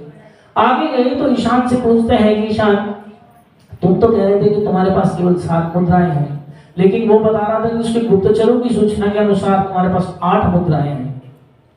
तब ईशान ने फिर जो है शर्म से सर झुकाया, बोले भगवान इतना लंबा रास्ता है प्रभु, आप आगे जाएंगे, क्या पता कोई व्यवस्था है नहीं है, घूर जंगल है, सब कुछ है, कोई व्यवस्था नहीं है, गाड़ी घोड़ा नहीं, सब कुछ तो आप पहले ही त्याग के आ गए। तो एक स्वर्ण मुद्रा मैंने फिर भी छुपा के रखी थी कि आगे कुछ काम आ जाए इमरजेंसी। जब सनातन गोस्वामी प्रभुपाद ने देखा तो उस समय ईशान का भी त्याग कर दिया। बोले ईशान अब तुम मेरे साथ आगे नहीं जा सकते। क्योंकि मैं महाप्रभु जी से मिलने के लिए जा रहा हूं और मैं किसकी कृपा पर आश्रित हूं? मैं पूर्णतः श्री गौर हरि की कृपा पर आश्रित हूं। मैंने सर्वस्व को त्यागा किस लिए? क्योंकि मैं महाप्रभु के चरणों को प्राप्त कर सकूं। लेकिन तुम्हारी शरण जो है पूरी नहीं है। तुम किस पर आश्रित हो? पैसे पर आश्रित हो। इसलिए तुम्हारा और मेरा मेल नहीं है। निशान तुम इसी समय वापस चले गए। ऐसा कहते उन्होंने को छोड़ दिया, खुद ही आगे चले गए। आगे चले गए तो वहां पर एक गांव आया है ना। उस गांव में जब वो पहुंचे तो उस गांव का नाम एक मुस्लिम नगर था, वो बेगमपुर करके या कुछ ऐसे ही था। तो वहां जो है उस ग्राम में जब वो गए, वहां पर बैठे थे। अब तक उनके शरीर में चलते चलते काफी कमजोरी आ गई, ना कुछ खाने का साधन है, पीने का कहीं कुछ मिलता है तो ले लेते हैं। शरीर में जगह जगह कपड़े फट गए और उनकी जो है स्थिति बहुत गंभीर हो गई। वहां पर उनको बुखार भी आ गया और क्योंकि शौच कर्म इत्यादि कुछ नहीं करा, शेविंग वगैरह नहीं करा, तो दाढ़ी भी बड़ी बड़ी हो गई, बाल भी बड़े बड़े हो गए। सनातन गोस्वामी प्रभु पहले बहुत दिन चलना पड़ता था, ऐसा नहीं था कि तुम चले पहुंच गए, लेकिन फिर भी बहुत तेज गति से चल रहे थे कि भगवान को पकड़ना है, भगवान को बड़ी तेज चल। अभी क्या हुआ, जब वहां गांव में पहुंचे, वहां बैठे हुए इनके बहनोई, जिनका हमने बताया वो घोड़ा खरीदने का काम करते थे, वो घोड़ा खरीदने के सिलसिले में वहां आए हुए थे। उनका नाम था श्री करके कुछ ऐसी था, श्रीनिवास करके कुछ ऐसी नाम था। तो वो जो इनके बहनोई थे वहां पर इनको मिले, तो इन्होंने बोला, और देख के पहचान गए, अरे जो सनातन गोस्वामी है। बोले ये जो है नवीन घास है। तो बोले कि अरे आप यहाँ पे कैसे, और क्या भेज बना रखा, किस तरीके से बैठे दरिद्र का जैसे सब बोले। तो उन्होंने बोला कि मैंने जो है सब कुछ त्याग करके भगवान की शरण लिया। तो वहां पर उन्होंने समझाया उनको कि अरे ऐसे कैसे आपने त्याग कर दिया, इतने बड़े सरकारी पद पर हो आप, इतनी पद प्रतिष्ठा है, पैसे किस बात की कमी है आपको, है? आप ऐसे देने तक स्वीकार कर रहे हो, जा रहे हो सब कुछ, कि क्यों छोड़ा आपने? नहीं छोड़ना चाहिए, सब गलत है। आप घर में रह के भी तो भक्ति कर सकते हो। उनको समझाया तो सनातन गोस्वामी प्रभुपाद ने क्या किया, उनको मना कर दिया। बोले आप मेरे साथ चलो, यहाँ से आगे चलते हैं, मैं यहाँ आया था खरीद सिलसिले में, व्यापार के सिलसिले में, घोड़े वोड़े लेके जाऊंगा, तो आप चलिए मेरे साथ। बोले सब क्या पागलपंती कर रहे हो, जा रहे हो वहाँ पे छोड़। तो सनातन गोस्वामी प्रभुपाद बोले नहीं, मेरे को आगे नहीं जाना। बोले चलो ठीक है, अगर आप नहीं जा रहे तो कम से कम इतनी ठंड है, उत्तर भारत में बहुत ठंड पड़ती है, बंगाल में कम पड़ती है, तो आप अपने साथ एक कंबल ले जाओ। उन्होंने बहुत ही कीमती कंबल उनको, शॉल जो था, शॉल दे दिया। शॉल या कंबल था वो दे दिया, उड़ा दिया। सनातन गोस्वामी ने स्वीकार किया, वो ओढ़ दिया। ओढ़ कर फिर आगे निकले भगवान से मिलने के लिए। तो जब चलते रहे काशी पहुंच गए। कहाँ पहुंचे? काशी पहुंचे। काशी पहुंचे तो काशी में जाकर के इनको पता लगा कि भगवान बुद्ध माधव के मंदिर में कीर्तन कर रहे हैं। और सनातन गोस्वामी प्रभुपाद, क्योंकि काशी में उस समय महाप्रभु जो विराजते थे, कुछ गिने चुने भक्त थे जिनके घर पे प्रसाद है, जैसे चंद्रशेखर आचार्य थे। तो आचार्य चंद्र के घर पे उनका प्रसाद फिक्स होता था कि आचार्य के घर पे ही भगवान प्रसाद देंगे। तो महाप्रभु जी जो है चंद्रशेखर आचार्य के घर बैठे और प्रसाद की थाली लगी है। सनातन गोस्वामी प्रभुपाद ने देखा जब बिंदु माधव मंदिर में भगवान का संकीर्तन हो रहा है, तो छिप करके देख रहे हैं। सनातन गोस्वामी गए नहीं सीधा महाप्रभु के सामने, छिप के देख रहे हैं।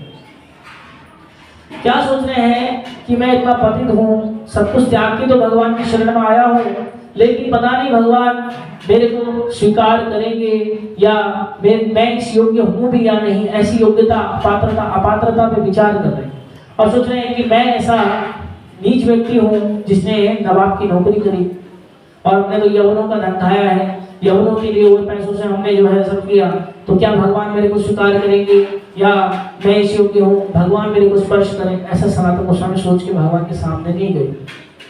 भगवान को उस दिन जो है दिव्य प्रभात में कीर्तन करते करते काफी समय हो गया। चंद्रशेखर आचार्य प्रार्थना करते हैं, प्रभु घर चलिए, प्रसाद पाना है। जब प्रसाद पाने के लिए भगवान गए तो सारे परिकर तो बाहर रुक गए, भगवान अंदर हैं, कुछ नहीं परिकर हैं भगवान के, सबके लिए प्रसाद की व्यवस्था करी उन्होंने। तो सनातन गोस्वामी दूर बैठे हैं, भगवान प्रसाद पाने के लिए तैयार हैं।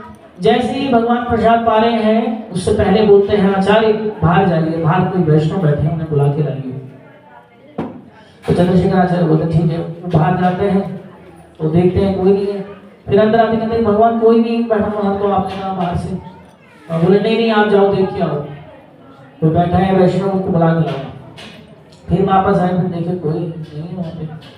तो फिर बोले कि आपने ठीक से नहीं देखा, आप अच्छे से देखो। तो बाहर गए तो देखते हैं भिखारी। बोले भगवान कोई भिखारी बैठा हुआ है, वैष्णव तो कोई नहीं है, जो भिखारी। बोले वो भिखारी नहीं है, वो भिखारी मेरा सनातन है। चैतन्य महाप्रभु बोले वो मेरा सनातन है। और जब ऐसा सुने तो चंद्रशेखर सनातन गोस्वामी आए हैं क्या? और सोचो सनातन गोस्वामी तो इतने बड़े, एक तो पहले मंत्री पद पर थे, ऊपर से महाप्रभु जी के कृपा पात्र थे। रामकेली में जब मिले थे तभी कृपा महाप्रभु जी को दे दिए थे। बड़ी गलती हो गई, सनातन गोस्वामी है वो। गए वापस, बोले अच्छा आप ऐसे कैसे बैठे हैं, आप अंदर आइए, भगवान आपको बुला रहे हैं। तो सनातन गोस्वामी संकोच करते हैं, लेकिन जैसे जैसे चंद्रशेखर आचार्य लेके गए भगवान के सामने उनको, और जब भगवान ने उनको देखा सनातन गोस्वामी प्रभुपाद को, तो भगवान उनसे मिलने के लिए क्या कर रहे हैं, गले लगाने के लिए उनके पीछे भाग रहे हैं। अभी तक उनके शरीर में ना जो घाव हो गए, घाव क्योंकि जगह जगह कांटे वाटे भी लगे, उनको चोट लग गई, तो इस वजह से क्या वो घाव हो गए उनके शरीर में, पूरा शरीर चोटिल सा हो गया एकदम। तो कभी कोई रक्त भी बहता है, वो बहता है, तो बड़ा संकोच करें कि भगवान इतने सुंदर गौर सुंदर मेरे शरीर को स्पर्श करें। तो सनातन गोस्वामी जो है दूर हटने लगे, पीछे हटने लगे, भगवान को और गले लगाने के लिए आगे बढ़ रहे हैं सनातन गोस्वामी पीछे। फिर वो भागने लगे, तो भगवान भी उनके पीछे भाग लगे, सनातन रुको रुको रुको, मैं तुम्हें आलिंगन करना चाहता हूँ। लेकिन सनातन गोस्वामी कहते नहीं नहीं प्रभु, मैं इस योग्य नहीं हूँ कि आप जो है मेरे को गले लगा लें। लेकिन महाप्रभु ने क्या किया, सनातन गोस्वामी को जबरदस्ती पकड़ा और गले लगा लिया। और गले लगा के क्या बोले, यद्यपि तुम्हें हो जगत पावना, तुम स्पर्शे पवित्र है देव मुनि गणा। कहते हैं सनातन तुम तो इतने पवित्र हो, अगर तुम्हें स्पर्श करने तो देवी देवता पवित्र हो जाए, ऐसी पवित्रता है तुम्हारी। सनातन तुमने मेरे हृदय को जीत लिया है भक्ति के माध्यम से, इसीलिए मैं तुम्हें अभय दान करता हूँ। जैसे ही महाप्रभु ने आलिंगन किया, सनातन गोस्वामी का सारा शरीर स्वस्थ हो गया और पुनः जो है अपने वैसे रूप में सारे घाव गायब हो गए। ऐसे महाप्रभु जी दयालु हैं। और सनातन गोस्वामी प्रभुपाद रो रहे हैं और रो करके भगवान के चरणों में पड़ गए। पढ़ के क्या बोलते हैं, नमो महावदन्याय कृष्ण प्रेम प्रदायते, कृष्णाय कृष्ण चैतन्य नाम्नि गौरतविश्वे नमः। बोले प्रभु आप अवतारों में भी महावदान्य है, ये श्लोक सनातन गोस्वामी प्रभुपाद ने कहा। और आप ऐसी कृपा करुणा कर रहे हैं जो किसी अवतार ने नहीं करी। नमो महावदान्याय कृष्ण प्रेम प्रदायते, कृष्ण के प्रेम को दान कर रहे हैं प्रभु। कृष्णाय कृष्ण चैतन्य, हे कृष्ण आप ही कृष्ण चैतन्य है, नाम गौरतविश्वे नमः, मैं सनातन आपको प्रणाम करता हूँ। अब ऐसी स्तुति कर रहे हैं, बार बार चरणों में लुंठित हो रहे हैं, भगवान के चरण धोने ले रहे हैं। अभी भगवान कुछ कहना चाहते हैं सनातन से, लेकिन कह नहीं रहे। क्यों? सनातन गोस्वामी को लग रहा है कुछ समस्या है, भगवान मेरे से कुछ कहना चाहते लेकिन कहते नहीं है, बार बार संकोच कर रहे भगवान। तो उन्होंने देखा उनके कंधे पर वही शॉल जो उनके बहनों ने दी थी वो पड़ी हुई है। तो बोले कि अरे मैंने सर्वस्व त्याग कर दिया लेकिन अभी भी ये शॉल बाकी है। सनातन गोस्वामी जब चंद्रशेखर आचार्य देखते ना, आचार्य सर दरिद्र रूप उनका, तो भगवान कहते नई धोती मंगाओ इनके लिए, नए स्नान इत्यादि व्यवस्था करो, फटाफट मेरे सनातन के लिए लाओ, मेरे सनातन के लिए लाओ। इस प्रकार के भगवान आचार्य गए बनाओ नई नई वस्तु नहीं, लेकिन सनातन गोस्वामी हाथ जोड़ के नहीं मेरे को क्या दो, मेरे को अपनी पुरानी धोती दो। चंद्रशेखर आचार्य से कहते हैं प्रभु मैं आपकी उतरन पहनना चाहता हूँ, तो पुरानी नहीं माने तो पुरानी धोती उनको दी। अब पुरानी धोती को फाड़ के तो जब स्नान करा उन्होंने गंगा जी का, तो केवल उससे क्या बनाया, एक कॉपिन और कंथा बनाया। कॉपिन कंथा से तो है ना, तीन भाग कर एक से कॉपिन बना लिया, एक को लपेट दिया और एक को इस प्रकार उत्तरी अंग वस्त्र डाल दिया। वहां से हमारी गौड़ीय परंपरा में एक बाबा जी वेश की परंपरा शुरू हुई। सबसे पहले सनातन गोस्वामी प्रभुपाद ने ऐसा किया। जब ऐसा किया तो उनको उनकी दैन्यता को देखकर आचार्य ने उनको प्रणाम किया और वो जो शॉल थी वो शॉल लेकर के गए घाट पर, और घाट पे देख रहे हैं एक गरीब बैठा हुआ है। उस गरीब ने ऐसे ठंड में एक गुदड़ी जिसको बोलते हैं वो कपड़े को जोड़ जोड़ के बना लेते ना, वैसा ओढ़ा हुआ है उसने। तो कह रहा भाई सनातन गोस्वामी कह रहे भाई मुझे ये दे दो, अपनी ये जो आपकी गुदड़ी है ये मुझे दे दो। वो कह रहे भाई क्यों, कौन हो तुम, मैंने इतनी मुश्किल से बनाई है, कहाँ से मैं धागा लाया क्या लाया, जब जाके जोड़ी है नहीं है, मुझे से मांग रहे हैं, मैं क्या उड़ूंगा सर्दी में। बोले मैं आपको ही सोच देता हूँ, ये ले लो आप। अरे बोले कैसे मजाक कर रहे हो गरीबों के साथ हैं, हम दरिद्र हैं तो आप अमीर लोग हमसे मजाक करो। बोले नहीं नहीं ये आप रख लो, मेरे को अपनी गुदड़ी दे दो। तो सनातन गोस्वामी ने क्या किया, उसकी भिक्षा जो पूरी भिखारी से लेते आए, उस भिखारी की ली हुई उन्होंने जो है भिक्षा में गुदड़ी लेकर के वो रखे अपने पास। और महाप्रभु के लेने को देख इतने प्रसन्न हुए कि महाप्रभु कहते हैं कि सनातन तुम मेरे हृदय को जीतने वाले मेरे परम भक्त हो, और मैं तुम्हें आशीर्वाद देता हूँ कि भगवान श्री राधा माधव की कृपा से तुम मेरे अधूरे कार्य को पूरा करोगे। ऐसा ही गोस्वामी को भी उन्होंने उपदेश किया था। सनातन गोस्वामी प्रभुपाद कहते हैं कि भगवान मैं तो सांसारिक जीव नाना प्रकार के कामों में लगा हुआ, कभी इधर भटकता हूँ कभी उधर भटकता हूँ, मेरे को समझ नहीं आता मैं कौन हूँ। कोई तो मेरे को विद्वान बोलता है, कोई मेरे को प्रधानमंत्री बोलता है, कोई मेरे को कहता है कि मैं बहुत ज्यादा वेल एजुकेटेड पढ़ा लिखा हूँ, कोई कहता है कि तुम तो बहुत अच्छे पद पर प्रतिष्ठित हो, कोई मेरे को बिजनेसमैन बोलता है, कोई कुछ बोलता है, लेकिन मेरे को समझ नहीं आया प्रभु आज तक मैं कौन। इसीलिए प्रभु आप बताइए मैं कौन हूँ। जब सनातन गोस्वामी ऐसा प्रश्न करते हैं तो भगवान कहते हैं कि सनातन तुम भगवान के नित्य दास हो। क्या हो तुम, सारी उपाधियों से मुक्त तुम्हारी केवल एक ही उपाधि है कि तुम कृष्ण के हो, और तुम क्या हो, जीवेर स्वरूप है नित्य कृष्ण दास, तुम कृष्ण के नित्य दास हो, यही तुम्हारी एकमात्र पहचान है। एवं जिस शरीर से तुम इसका संबंध करते हो वो शरीर भी तुम्हारा नहीं है, वो शरीर भी किसका है, उस शरीर भी क्षणभंगुर है, अभी है फिर नहीं होगा। लेकिन शरीर से संबंधित सारे संबंधियों को, सारे रिश्ते नातों को, संसार में बना हुआ जितना प्रपंच है उसको तुम अपना मान लेते हो, लेकिन वास्तव में तुम्हारी पहचान क्या है, तुम गोपियों के पालन करता श्री कृष्ण के दासों के दासों के दास हो। तुम्हारा शुद्ध स्वरूप यही है कि तुम कृष्ण के अंश हो। इसीलिए सनातन तुम्हें क्या करना है, केवल कृष्ण और केवल कृष्ण की ही भक्ति करनी है। सनातन गोस्वामी प्रभुपाद पूछते हैं प्रभु ये जीव जो कृष्ण का दास है ये किस प्रकार भगवान का भजन कर सकता है, क्या उसको करना चाहिए, सबसे पहले क्या उसको करना चाहिए। तो भगवान बोलते हैं कि सनातन हर जीव को चाहिए पहले जाकर के गुरु की खोज करे। किसकी खोज करे, गुरु की खोज करे, और वो गुरु जो उसे कृष्ण से मिला दे, ऐसे गुरु को ढूंढे, और उन गुरु के लिए उसके हृदय में तड़प होनी चाहिए कि मैंने अपने आधे से ज्यादा जीवन को अभी तक क्या किया, बेकार कर दिया। क्यों, क्योंकि मैं गुरु के चरणाश्रित नहीं हुआ, मैंने उनकी सेवा नहीं करी। और वो गुरु जो मुझे कृष्ण से मिलाएंगे वो कहाँ मिलेंगे, बस ऐसी तरफ उस व्यक्ति के अंदर होनी चाहिए। और जब वो गुरु के पादाश्रय को ग्रहण कर लेगा तब गुरु क्या करेंगे, क्या दे देंगे उसको, गुरु क्या करेंगे उसको, बहुत सारा पैसा देंगे, या सक्सेस होने का फार्मूला बताएंगे, या कहेंगे कि तुम संसार में जाकर के बहुत बड़े बड़े घर कैसे बना लो, इसका उपाय बताएंगे। क्या कहेंगे गुरु, कैसे तुम्हारा बिजनेस सेट होगा इसमें तुम्हारी मदद करेंगे, नहीं। गुरु क्या बताएंगे तुम्हें, ब्रह्मांड भ्रमिते कौनो भाग्यवान जीव, गुरु कृष्ण प्रसादे पाए भक्ति लता बीज। बोले गुरु तुम्हें वो बीज देंगे, जिस बीज को तुम गुरु से ले लेना, क्या होगा, भक्ति लता का बीज होगा। क्या होगा, भक्ति लता का बीज तुम्हें गुरु से लेना है। इतना समय निकल गया, आरोग्य गुरु पादाश्रय कब होगा, कब तुम उन गुरु की शरणागति को ग्रहण करोगे जो तुम्हें कृष्ण के पद पर आगे ले जाएंगे।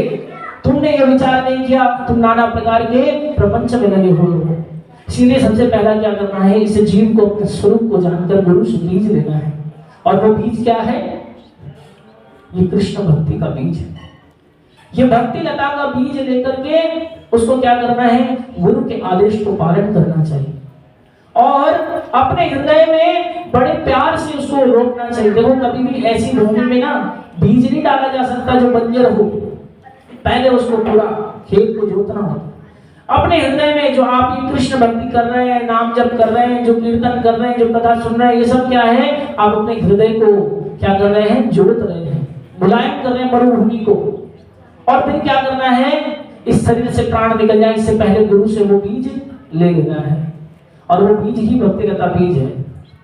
उस बीज को लिए बिना अगर हमने अपना समय संसार में व्यर्थ कर दिया तो क्या होगा? दुर्लभ मनुष्य शरीर बेकार चला जाए। मन दुर्लभ, जैसे भक्त ठाकुर महाराज कहते हैं, मानस देह गेह जो की चुमार अर्पिलु तुया पदे नंद किशोर। ये सब जो कुछ है मेरा प्रभु, मैं किसको अर्पित करता हूँ? अर्पिलु तुया पदे नंद किशोर, हे नंद किशोर मैं आपके चरणों में अर्पित करता हूँ। जनक जननी दैत तनया माता पिता गुरु बंधु तुहु सर्वमान्य।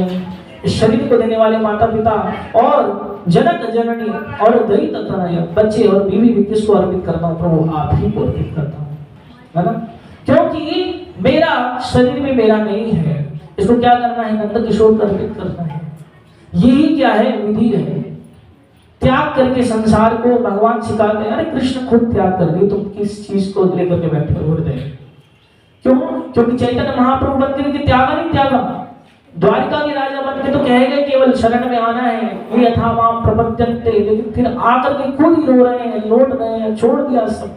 24 वर्ष में ही संन्यास, और उसके बाद धर्मपत्नी है, सब कुछ है, गर्भवती, इतने बड़े पंडित हैं, नामी ग्रामीण पंडित, लोग जगह जगह से आते हैं शास्त्र ग्रंथों की चर्चा करने के लिए। उस समय विद्वानों में सबसे बड़ा नाम है उनका, संस्कृत के टॉप स्कॉलर है, कोई कमी नहीं, लेकिन छोड़ के दिखा रहे हैं। क्या दिखा रहे हैं? अपनी आचार्य प्रभु जी ने ये सिखा रहे हैं कि बिना छोड़े कुछ मिलने वाला नहीं है।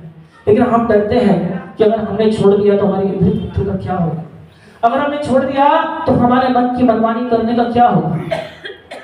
लेकिन ये भक्ति तो त्याग से ही सिखाई जा सकती। श्री कृष्ण ने स्वयं सिखाई। कैसे? वैराग्य विद्या निज भक्ति योगम। अरे वो श्री कृष्ण जो नाना प्रकार के सुख उपभोग लीला आदि करते हैं, सब कुछ छोड़ करके क्या करें? त्याग के भक्ति सिखा रहे हैं। यही त्याग किसके लिए करना होगा? गुरु के लिए करना होगा। तो इसीलिए क्या बता रहे हैं कि ये भक्ति का जो बीज है, इसको अपने हृदय में गुरु से लेकर रोपित करना चाहिए। और ये भक्ति को बीज को जब तुम अपने हृदय में संभाल करके रखोगे, जिसको दीक्षा कहते हैं, तो ये दीक्षा लेने के बाद तुम्हारा कर्तव्य क्या है कि तुम क्या करोगे? श्रवण और कीर्तन से इस बीज को सींचोगे। जब तुम भक्ति को कैसे करोगे? श्रवण कीर्तन आदि भक्ति, नवदा भक्ति को श्रवण कीर्तन विष्णु स्मरण आदि के द्वारा इसको सींचोगे, तब ये नन्हा पौधा अंकुरित होगा और अंकुरित होकर के धीरे धीरे बढ़ेगा। ये लता स्वरूपिणी भक्ति है। सनातन गोस्वामी को चैतन्य महाप्रभु समझाया इस भक्ति को करना है।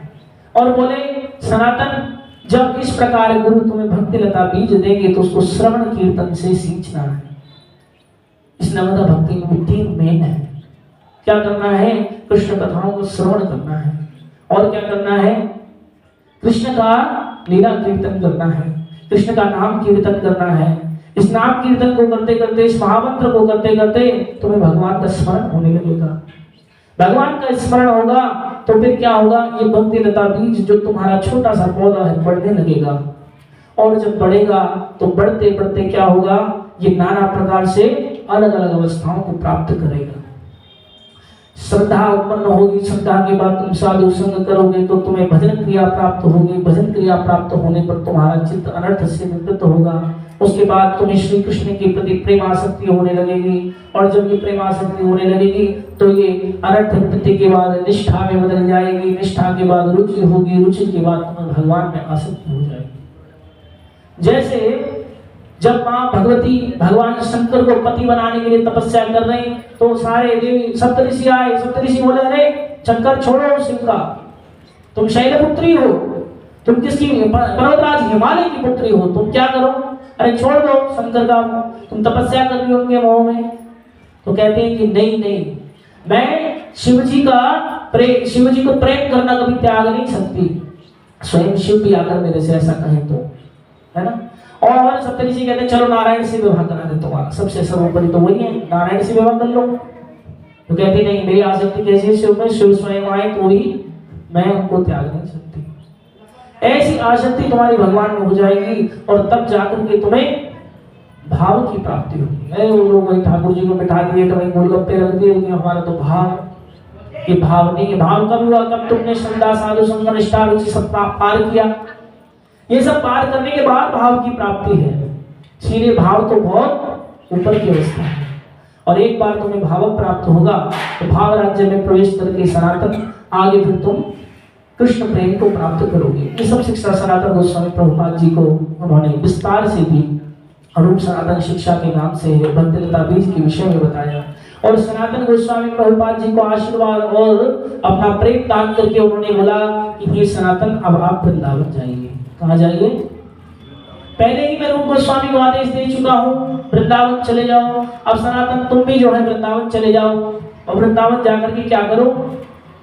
बोले तुम मेरे अधूरे काम को पूरा करना।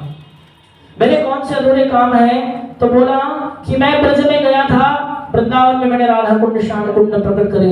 तुम जाओ अन्य सभी लीला स्थानियों की खोज करना और जाकर के वहां पर विग्रहों की स्थापना करना और बड़े बड़े मंदिरों का निर्माण करना, ताकि समाज का हर वर्ग का व्यक्ति आकर के भगवान राधा माधव की उपासना कर सके। और क्या करना?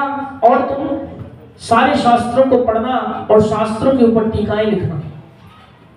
टीकाएं लिखना और टीका लिख करके प्रमाणित करना कि भक्ति जो है सर्वोपरि है।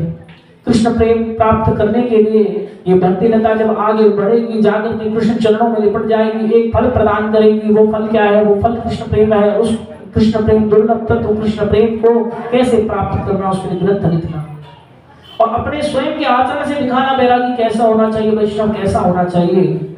और जितने वैष्णव मेरे भक्त आए, जितने सारे के सारे मेरे ये जो भक्त हैं ये आए, तो इनकी क्या करना? सेवा करना। जिन जिनको मैं भेजूंगा, अब बाकी गौड़ी वैष्णव सब आएंगे तो उन सब की सेवा करना। इस प्रकार आदेश किए श्री चैतन्य महाप्रभु। अभी भगवान काशी में ही है और 2 बज गए।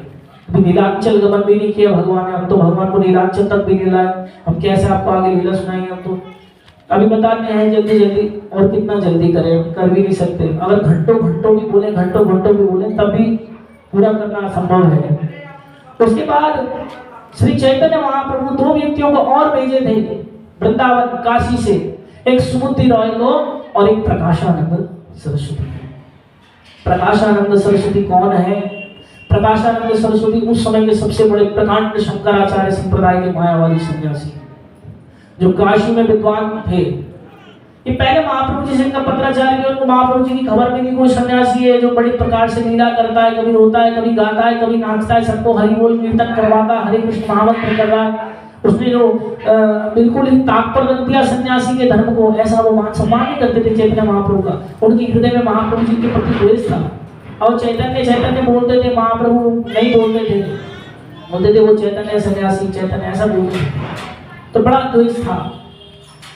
काशी में उन्होंने पहले पत्राचार्य भी किया, महाप्रभु जी को पत्र लिख करके भिजवाया। बोला लेटर से प्रार्थना करके महाप्रभु जी को बोला कि तुम सन्यासी हो, नवयुवक हो, अच्छे पढ़े लिखे हो, सुनाए तुम नवद्वीप में विद्वान भी थे, तो आ जाओ काशी में रहो। काशी तो भगवान शिव की नगरी है, जहाँ पर रह करके सन्यास धर्म का पालन करो, वेदांत आदि पढ़ो, पढ़ करके तुम जो है यहाँ पर सन्यास धर्म की प्रतिष्ठा करो।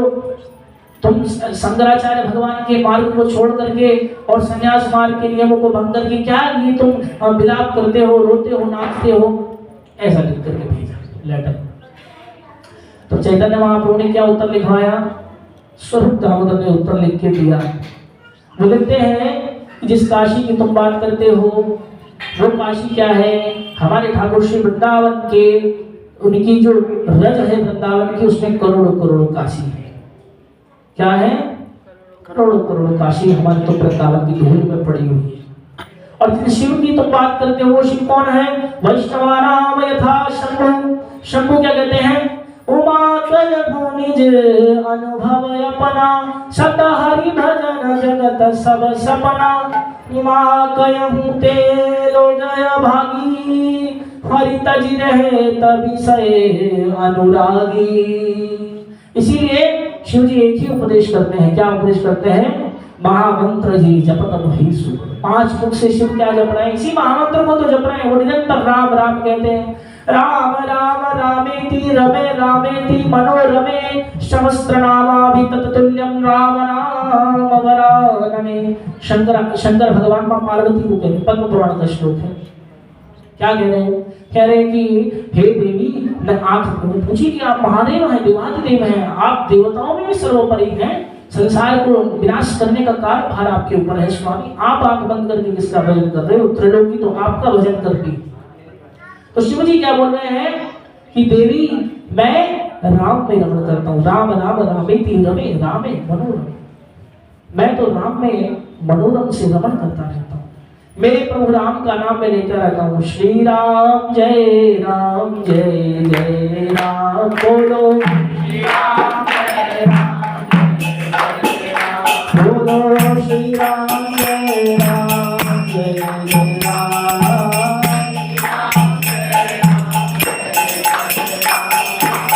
मंगल भवन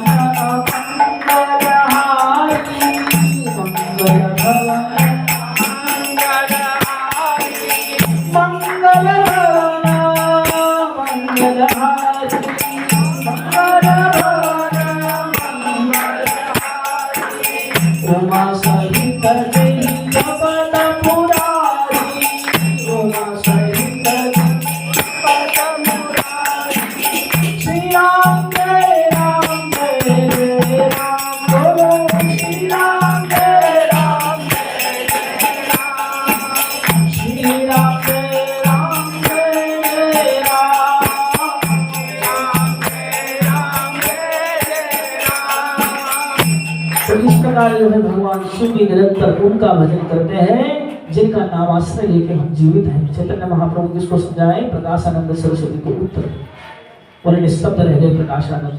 फिर लिख करके भेजे, तुम तो हाँ बहुत सारा भोग इत्यादि सब भगवान के प्रसाद के नाम पर इधर उधर कर रहे हैं। भगवान ने क्या लिख के भेजा? वो पत्राचार बनो। फिर उन्होंने लिख करके भेजा कि देखो, सिंह जो है क्या करता है? मांस खाता है, लेकिन फिर भी सबसे संयमी जीव सिंह है। कबूतर क्या करता है? दाने खाता है, लेकिन बहुत हाँ उसके बाद भोग भी वही करता है। लेकिन हम जो कृष्ण प्रसाद खाते हैं उसमें और हमारे जगन्नाथ में कोई अंतर नहीं है। यहाँ पर एक व्यक्ति का प्रश्न ही नहीं उठता। जगन्नाथ प्रसाद जगत पसारे हाथ, ऐसी महिमा है कि पुरी में कोई जप नहीं करना, तप नहीं करना, व्रत नहीं करना, ध्यान नहीं करना। क्या करना है? कोई प्रसाद बैठ के खाना है, और कितना खाना है? तो अनलिमिटेड खाओ। जगन्नाथ ने क्या बोला? जगन्नाथ स्वयं कहते हैं कि मेरे पुरी में कोई आता है तो इस पुरुषोत्तम क्षेत्र में वो यदि मेरे प्रसाद को पाता, इससे मैं प्रसन्न होता। महाप्रसाद की बड़ी भारी महिमा लिख करके भेजी, प्रकाशानंद को उत्तर नहीं दे पाए। इस प्रकार पत्राचार हुआ था इनसे। तो प्रकाशानंद सरस्वती पाद चाहते थे कि महाप्रभु मिलने आए। 2 महीने हो गए काशी में भगवान मिलने नहीं गए प्रकाशानंद जी से। उसके बाद प्रकाशानंद जी की तो इच्छा थी, एक ब्राह्मण थे वहां पर महाप्रभु के भक्त थे, वो बोले कि भगवान अगर कि प्रकाशानंद सरस्वती आपसे मिल रहे और भक्त बन जाए तो पूरी काशी में जो है डंका बच जाएगा। भगवान बोले कि लेकिन अभी देखो ऐसा भी अच्छा नहीं है, क्योंकि वो भी सन्यासी, ये भी सन्यासी, वो प्रतिष्ठित सन्यासी, काफी सारे शिष्य महाप्रभु जी के भी बहुत सारे परिकर हैं, तो कभी वो इनके पास बिना बुलाए जाए वो आए तो अच्छा नहीं है। तो ब्राह्मण ने युक्ति सोची, उसने क्या किया? उसने एक ऐसा बहुत आमंत्रण किया, वहां से प्रकाशानंद के 10,000 शिष्यों को बुलाया और इधर से महाप्रभु जी के परिकरों को बुलाया। सारे वहां बैठे, बड़ा आसन लगाया गया और शंकराचार्य तो थे ही उस समय पर, वो बैठे बड़े आसन के ऊपर, उनके शिष्य बैठे हैं सब त्रिदंड लेकर के, और वहां पर वो जो है सबका सम्मान करें। ब्राह्मण जिन्होंने बुलाए थे और सब लोग भी आए हुए, काशी के बड़े बड़े विद्वानों को बुलाया, और साथ ही किसको बुलाया? गौर सुंदर भगवान को बुलाया।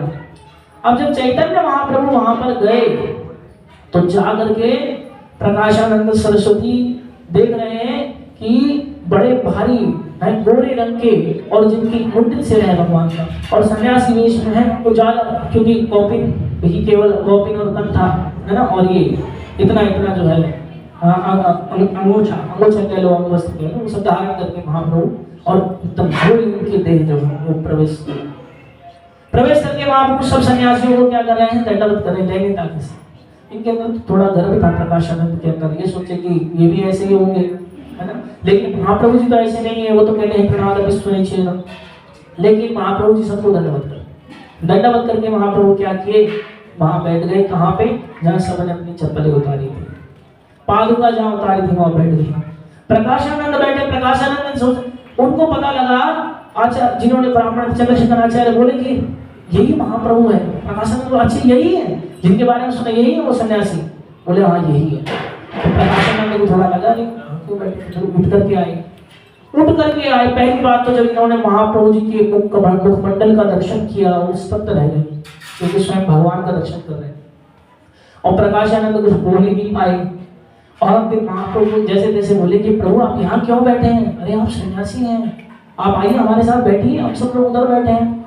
तो महाप्रभु कहते हैं कि नहीं, मैं महामूर्ख हूँ, मैं आप जैसे विद्वानों के साथ बैठने के योग्य नहीं हूँ। ये देखो महाप्रभु कह रहे हैं कि आप इतने बड़े विद्वान, मैं आपके साथ कैसे बैठ सकता हूँ?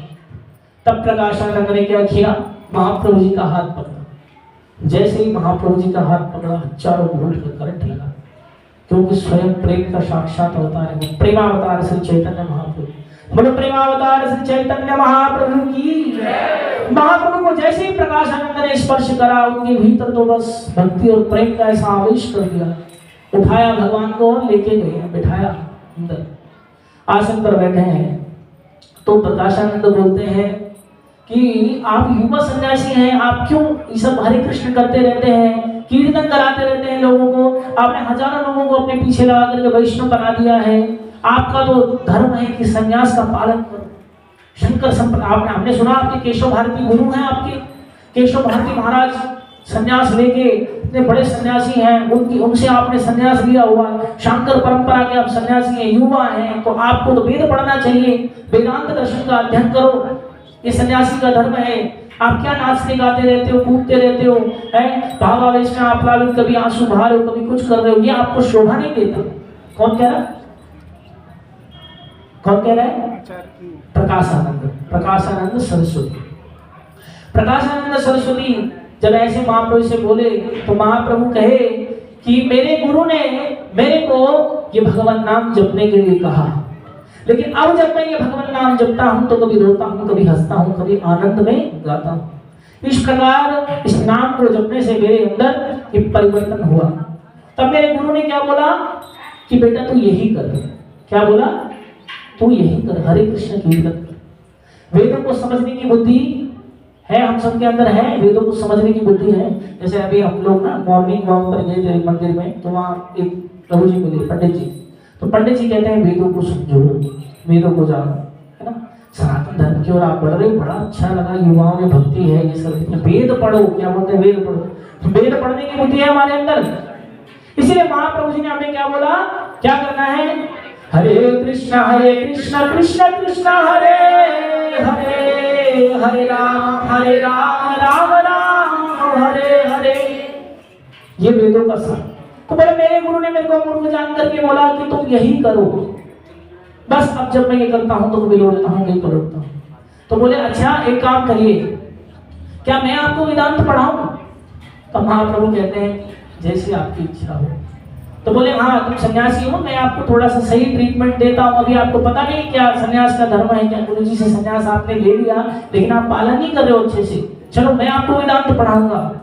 तो बोले ठीक है। बोले कल आप हमारे मठ में आइए। किसको बोले? बोले कल आप हमारे मठ में पढ़ा रही है, मैं आपको वेदांत पढ़ाऊंगा। महाप्रभु सहर्ष स्वीकार करिए, विनम्रता की प्रतिमूर्ति हो गया। उसके बाद महाप्रभु अगले दिन प्रकाशानंद जी के यहाँ पधारे। अब प्रकाशानंद जब वापस गए तो प्रकाशानंद जब वेद खोलते हैं पढ़ने के लिए, अपने सब संध्या वंदन आदि में सब करना होता है, जब अपने नित्य कर्म आदि को कर रहे हैं, त्रिसंध्या आदि को कर रहे हैं, वेद खोल करके पढ़ने का प्रयास कर रहे हैं। अब जब कुछ बोलना चाहते तो मुझसे क्या निकल रहा है? हरे कृष्ण कृष्ण कृष्ण हरे हरे, हरे राम राम राम हरे हरि हरि हरि। ऐसे अभी प्रकाशन को लग रहा है क्या हो गई, ये भी कुछ गड़बड़ हो गई, लग रहा है कुछ जादू जानता है, जैसे औरों पे जादू करता है जैसे मेरे पे भी जादू करता है। क्या जादू किया? अभी वेद मंत्र तो भूल गए, गौर सुंदर का चेहरा सामने आ रहा है, बार बार गौरंग महाप्रभु दिख रहे हैं, और क्या हरे कृष्ण महामंत्र निकल रहा है। बोले मेरे को भी कुछ हो गया, स्नान करके आता तभी बुद्धि सही होगी। स्नान आदि करके फिर जब वापस बैठे हैं तभी लग रहा है कि हाँ अभी थोड़ा ठीक है, मैं उसको भूल रहा हूँ थोड़ा थोड़ा। अब प्रकाशानंद इतने में भगवान स्वयं आए तो भगवान के आसन देके बैठा दिए, खुद ऊंचे आसन पर बैठे, क्योंकि सिखाएंगे ना, तो टीचर को ऊपर बैठना चाहिए, स्टूडेंट को नीचे बैठना चाहिए। तो महाप्रभु ने देखो भगवान से नीचे बैठ गए। प्रकाशानंद जी बोल रहे हैं वेदांत, वेद पढ़ रहे हैं, वेद सिखा रहे हैं भगवान को, वेदांत दर्शन कर रहे हैं। वेदांत दर्शन बोल रहे हैं और बोलते बोलते कई घंटे उनको हो गए। अभी महाप्रभु जी को पूछते हैं, उनको मन में शंका हुई, बोले ये कुछ बोल ही नहीं रहे, इनको मैं पढ़ा रहा हूँ, कुछ समझा रहा हूँ, तो कुछ तो बोलना चाहिए। जैसे बहुत सी बार ऐसा होता है, कई बार हम प्रवचन सुनते हैं, लोगों से पूछते हैं समझ आया, तो लोग बोलते हैं मौन एकदम चुप। अब इसका दो ही मतलब है, या तो उनको बहुत कुछ समझ आ गया या फिर कुछ समझ। तो जब ऐसा हुआ तो उन्होंने पूछा, महानुभाव आप इतने दिन से सुन रहे हैं, आपको 4 दिन हो गए सुनते सुनते, तो अभी कुछ समझ आया नहीं आया, या फिर मैं समझाऊं, अगर कोई दिक्कत है बताओ, पूछो आप मेरे से, मैं आपको उसको करेक्ट कर दूंगा। ऐसा लगता है कि मतलब हालांकि आपको समझ आ गया, नहीं आया तो पूछ सकते हैं, बताइए क्या दिक्कत है। तब भगवान ने बोलना शुरू किया।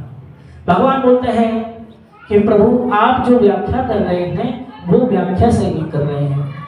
आप जो सूत्र बता रहे हैं वो तो सही बता रहे हैं, लेकिन सूत्र की जो व्याख्या कर रहे हैं वो आप सही नहीं कर रहे। बोले सूत्र की व्याख्या ये मेरी व्याख्या थोड़ी है, तो भगवान शंकराचार्य की व्याख्या है, और शंकर साक्षात शंकर है। तो बोले भगवान शंकराचार्य की जो व्याख्या है वेदांत दर्शन के ऊपर, वो उस समय की तत्कालिक व्याख्या है जो परिस्थिति जन्य दी गई। क्योंकि बौद्धिज्म जैनिज्म इतना फैला हुआ था कि भगवान को आकर पहले ईश्वरवाद की स्थापना करनी थी। अगर वो डायरेक्टली भक्त बनाने लग जाते हैं तो मान लो, जैसे उदाहरण से समझा रहे हैं कि कोई व्यक्ति है, वो व्यक्ति बहुत ज्यादा नशा करता है, दारू पीता है, शराब पीता है, पाप करता है। आप उसको बोला भैया कल से तू लहसुन प्याज भी नहीं खाएगा, कंठी पहन ले, तिलक लगा ले और माला ले और 16 माला कर, करेगा वो? नहीं करेगा। पहले तो उसको नशा छुड़ाना है, पहले तो उसको इंसान बनाना है। इसी सिद्धांत पर शंकराचार्य भगवान ने पहले क्या करा, निराकारवाद की स्थापना करी। लेकिन जब भगवान शंकराचार्य की माता शरीर छोड़ रही है, शरीर छोड़ते हुए माता बोली कि बेटा तू तो बड़ा भारी सन्यासी है, विद्वान है, सारे भारत में तेरा नाम है, कुछ मुझे भी उपदेश कर दे, मैं अंत समय में क्या करूं। तो अपनी माँ को वो बोलते हैं कि माँ मैं बताता हूँ तत्त्वमसि अहम ब्रह्मास्मि। बोले मेरे को समझ नहीं आता क्योंकि मैं कम पढ़ी लिखी हूँ। बोली सब वेदों की बातें जो हैं मेरे को रुचिकर नहीं लगती, शंकर कुछ सीधा सिद्धांत बता। तो भगवान क्या बोले, कृष्ण स्तव की रचना करी उन्होंने, बहुत सुंदर है ना। कहते हैं माँ ये कृष्ण भक्ति ही सार है। क्या है? कृष्ण भक्ति ही सार है। भज गोविंदम भज गोविंदम गोविंदम भज मूढ़मते भज गोविंदम गोविंदम भज मूढ़मते भज गोविंदम भज गोविंदम गोविंदम भज मूढ़मते भज गोविंदम भज गोविंदम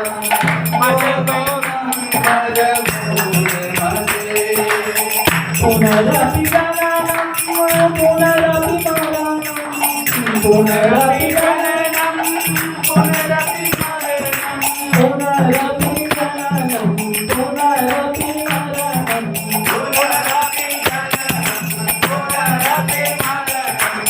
पुनरपि जननी जठरे शयनं पुनरपि जननी जठरे शयनं पुनरपि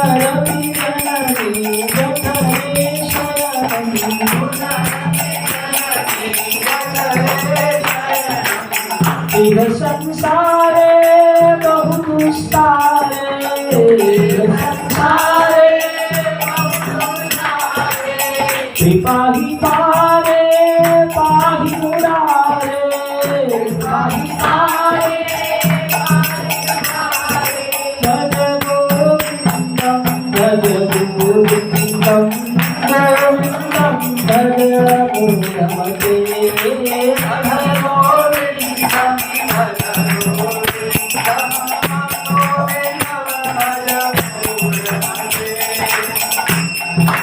बोले माँ ये कृष्ण भक्ति ही वेदों का सार तत्व है। भगवान श्री हरि को अपने हृदय में रख करके निरंतर कृष्ण नाम का जब कीर्तन करना ही जीव का उद्देश्य है। इसीलिए क्या करना है, गोविंद का भजन करना है। ऐसा कौन बता रहे हैं? शंकराचार्य भगवान अपनी माता को उपदेश कर रहे हैं। तो बोले तत्कालीन व्याख्या है चैतन्य महाप्रभु बताए किसको, प्रकाशानंद को, कि उस समय शंकराचार्य भगवान ने परिस्थिति जन्य व्याख्या करी, क्योंकि उस समय उनको ऐसा करने की भगवान के द्वारा खुद आदेश दिया गया था। वहां पर पुराण में श्लोक है कि शंकराचार्य के रूप में आकर के आप मायावाद का प्रचार करें, शंकर भगवान को आदेश किया भगवान। तो बोले फिर, तो बोले कि वास्तव में, बोले फिर इसकी सही व्याख्या क्या है? तब भगवान व्याख्या करते हैं। भगवान एक ही श्लोक की अलग अलग प्रकार से व्याख्या कर रहे हैं। भगवान बोल रहे, शंकर प्रकाशानंद का मुंह खुला रही है, उनको देख रहे हैं भगवान क्या क्या उनको ये प्रमाण दो, प्रमाण दो। और प्रकाशानंद कहते हैं प्रमाण दो, प्रमाण दो। भगवान बहुत प्रमाण दे रहे हैं, प्रमाण दे रहे हैं, प्रमाण देते देते भगवान क्या बोल रहे हैं, और प्रमाण चाहिए तेरे को, और प्रमाण चाहिए। ऐसा बोलते बोलते भगवान आवेश में आ गए, बोलते हैं प्रमाण दे। और भगवान षडभुज महाप्रभु के रूप में प्रकाशानंद को दर्शन दिए। अब प्रकाशानंद ने जब रूप देखा भगवान का, क्या देखा, दो भुजा भगवान की है, एक हाथ में धनुष बाण है, एक हाथ में भगवान ने बंशी ली है, एक हाथ में भगवान ने दंड कमंडल लिए हुए हैं। तो जब ऐसी मुद्रा भगवान की देखी तो क्या समझ गए, क्या बोले कि प्रभु मेरे से बहुत भारी भूल हुई। प्रकाशानंद संभाल नहीं पाए, अचेत होकर बेहोश होकर गिर गए। वहीं पे भगवान का स्वरूप देख करके भगवान का आवेश शांत हुआ, भगवान पुनः जो है वहां से चले गए। अब जब भगवान गए, प्रकाशानंद होश में आए, शिष्य भाई डर गए। शिष्य कहे भगवान क्या हो गया, इनको क्या हुआ? अब शिष्य ने उठाया, गुरुजी गुरुजी गुरुजी। गुरुजी को जब होश आया प्रकाशानंद क्या करते हैं, प्रकाशानंद होश में आते ही जय सच्चिदानंद गौर हरि, जय सच्चिदानंद गौर हरि, जय सच्चिदानंद गौर हरि, जय सच्चिदानंद गौर हरि, अमर गौर हरि, अमर गौर हरि, गौर हरि, अमर गौर हरि, प्रेम के दाता गौर हरि, प्रेम के दाता गौर हरि। पावन होकर पूरी तरह प्रकाशानंद जा रहे हैं भगवान को ढूंढते हुए। भगवान कह रहे कि आप किसके, महाप्रभु जी की बात करें? बोले हाँ। बोले इधर से गए हैं, और भाग रहे हैं। भाग करके चंद्रशेखराचार्य के घर पर भगवान के चरणों में पूर्णतः लौट गए। और लौट के क्या बोल रहे हैं, प्रभु मैंने तो आपके प्रति बड़ा अपराध किया, मैं भूल गया कि आप स्वयं कृष्ण ही इस रूप में लीला कर रहे हैं, और मैंने ना जाने कितने आपके प्रति अपराध किए, प्रभु सबको क्षमा करो। तो प्रकाशानंद के ऐसे दैनिक को देखकर भगवान क्या कह रहे हैं, कहते हैं जाओ मैंने तुम्हें क्षमा किया। कहते नहीं प्रभु मैं ऐसे मान ही नहीं पाऊंगा कि आपने मुझे क्षमा किया। बोले क्या करें? तो बोले देख पाद पल्लव उदार, अपने चरण मेरे सिर पर आप रखेंगे नहीं तब तक मैं समझो मैंने आपने धारण किया। तो भगवान ने अपने दोनों चरण प्रकाशानंद जी के सर पे रख दिए। जब सर पे रखे तो प्रकाशानंद सरस्वती को क्या हो गया, प्रेमावेश हो गया, और वो पूर्णतः संन्यास त्याग करके भगवान के भक्त बन गए। और वही नहीं बने, उनके 10,000 शिष्यों ने धर्म परिवर्तन करा, और उस समय जो है मत परिवर्तन करा। मत परिवर्तन करके वो क्या बन गए, पहले जो शंकर संप्रदाय के सन्यासी थे, फिर सब चैतन्य महाप्रभु जी के अनुयायी बन गए। बोलो श्री गौर सुंदर भगवान की जय। और उन्होंने क्या किया, प्रकाशानंद सरस्वती को जब ऐसे चरणों का अभयदान प्रदान किया तो प्रकाशानंद रोने लगे। और भगवान ने बोला प्रकाशानंद आज से तुम्हारा नाम होगा प्रबोधानंद। बोलो प्रबोधानंद सरस्वती पाद की जय। प्रकाशानंद से प्रबोधानंद बन गए, और भगवान ने स्वयं अपने गले की कंठी उतारी और प्रबोधानंद सरस्वती पाद को पहना दिया, और स्वयं चंदन से उनका श्रृंगार किया। भगवान ने उनको 12 तिलक धारण कराए, आशीर्वाद दिया। बोला तुम रूप सनातन की सेवा करने के लिए कहाँ चले जाओ, वृंदावन चले जाओ। इस प्रकार उन्होंने इनको भी भेजा प्रबोधानंद सरस्वती। बाद में प्रबोधानंद सरस्वती पाद ने 3 ग्रंथों की रचना करी।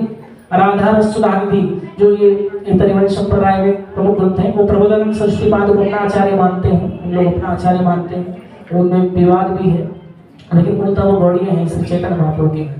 राधा रस सुधानिधि उन्होंने ही लिखा, वृंदावन महिमामृत लिखा, और एक ग्रंथ और लिखा महाप्रभु जी के ऊपर चैतन्य चंद्रोदय। तीनों ग्रंथ प्रकाशानंद सरस्वती पाद ने लिखे। तो बोले भगवान मैं वहाँ क्या सेवा करूंगा, तो बोले रूप सनातन की सेवा करना, जो आपसे मन पड़े। तो ग्रंथों का प्रणयन करने लगे। एक सुबुद्धि रॉय को भी भेजा उन्होंने काशी से, चैतन्य महाप्रभु ने। सुबुद्धि रॉय कौन थे, ये ब्रॉड देश के एक राजा थे। ये बताते हैं जिस जो नवाब हुसैन था इन्हीं का नौकर था उस समय पे। सुबुद्धि राय का नौकर था, जो महाप्रभु जी की शरण में भाग आकर के भक्त बने, और राजा थे सुबुद्धि राय, ये नौकर था नवाब हुसैन का। लेकिन इसने ऐसी चाल चली, क्योंकि इनका भरोसा नहीं किया जा सकता मुगलों पे, यमन तो था ही, तो इसने क्या किया, धोखा किया अपने स्वामी के साथ। बाद में आक्रमण हुआ, इसने मिलजुल करके और कुछ दुश्मनों के साथ मिलकर इनको नौकर बना के खुद राजा बन गया। फिर भी बेचारे क्या करते, प्राणों से तो हाथ ना धोना पड़े, तो इसीलिए क्या उसका नौकर बन के सेवा करने लगे सुबुद्धि रॉय। उसके बाद सुबुद्धि रॉय ने क्या किया, हाँ अभी विश्राम देते हैं बस यहीं पर थोड़ा सा। हरे कृष्णा। आप सभी लोगों को आनंद आ रहा है? तो 5 मिनट और ले सकते हैं आप? 10 मिनट। ठीक है। लेकिन अभी जो बताने आए थे वो तो पूरा ही नहीं हुआ है, क्योंकि अभी भगवान नीलांचल में प्रवेश नहीं किया। नीलांचल लीला तो भगवान करेंगे ना, अंत लीला में सब नीलांचल लीला है, भगवान वृंदावन से वहां जा रहे हैं। तो अभी जो है हम क्या बता रहे थे, सुबुद्धि रॉय ने क्या किया, सुबुद्धि रॉय ने उसकी जो है अधीनता को स्वीकार कर लिया। लेकिन उसके बाद उनको लगा कि कम से कम मैं जीवित तो रहूंगा, तो उन्होंने, लेकिन ये जो नवाब हुसैन की बेगम थी ना, ये बहुत कट्टर थी।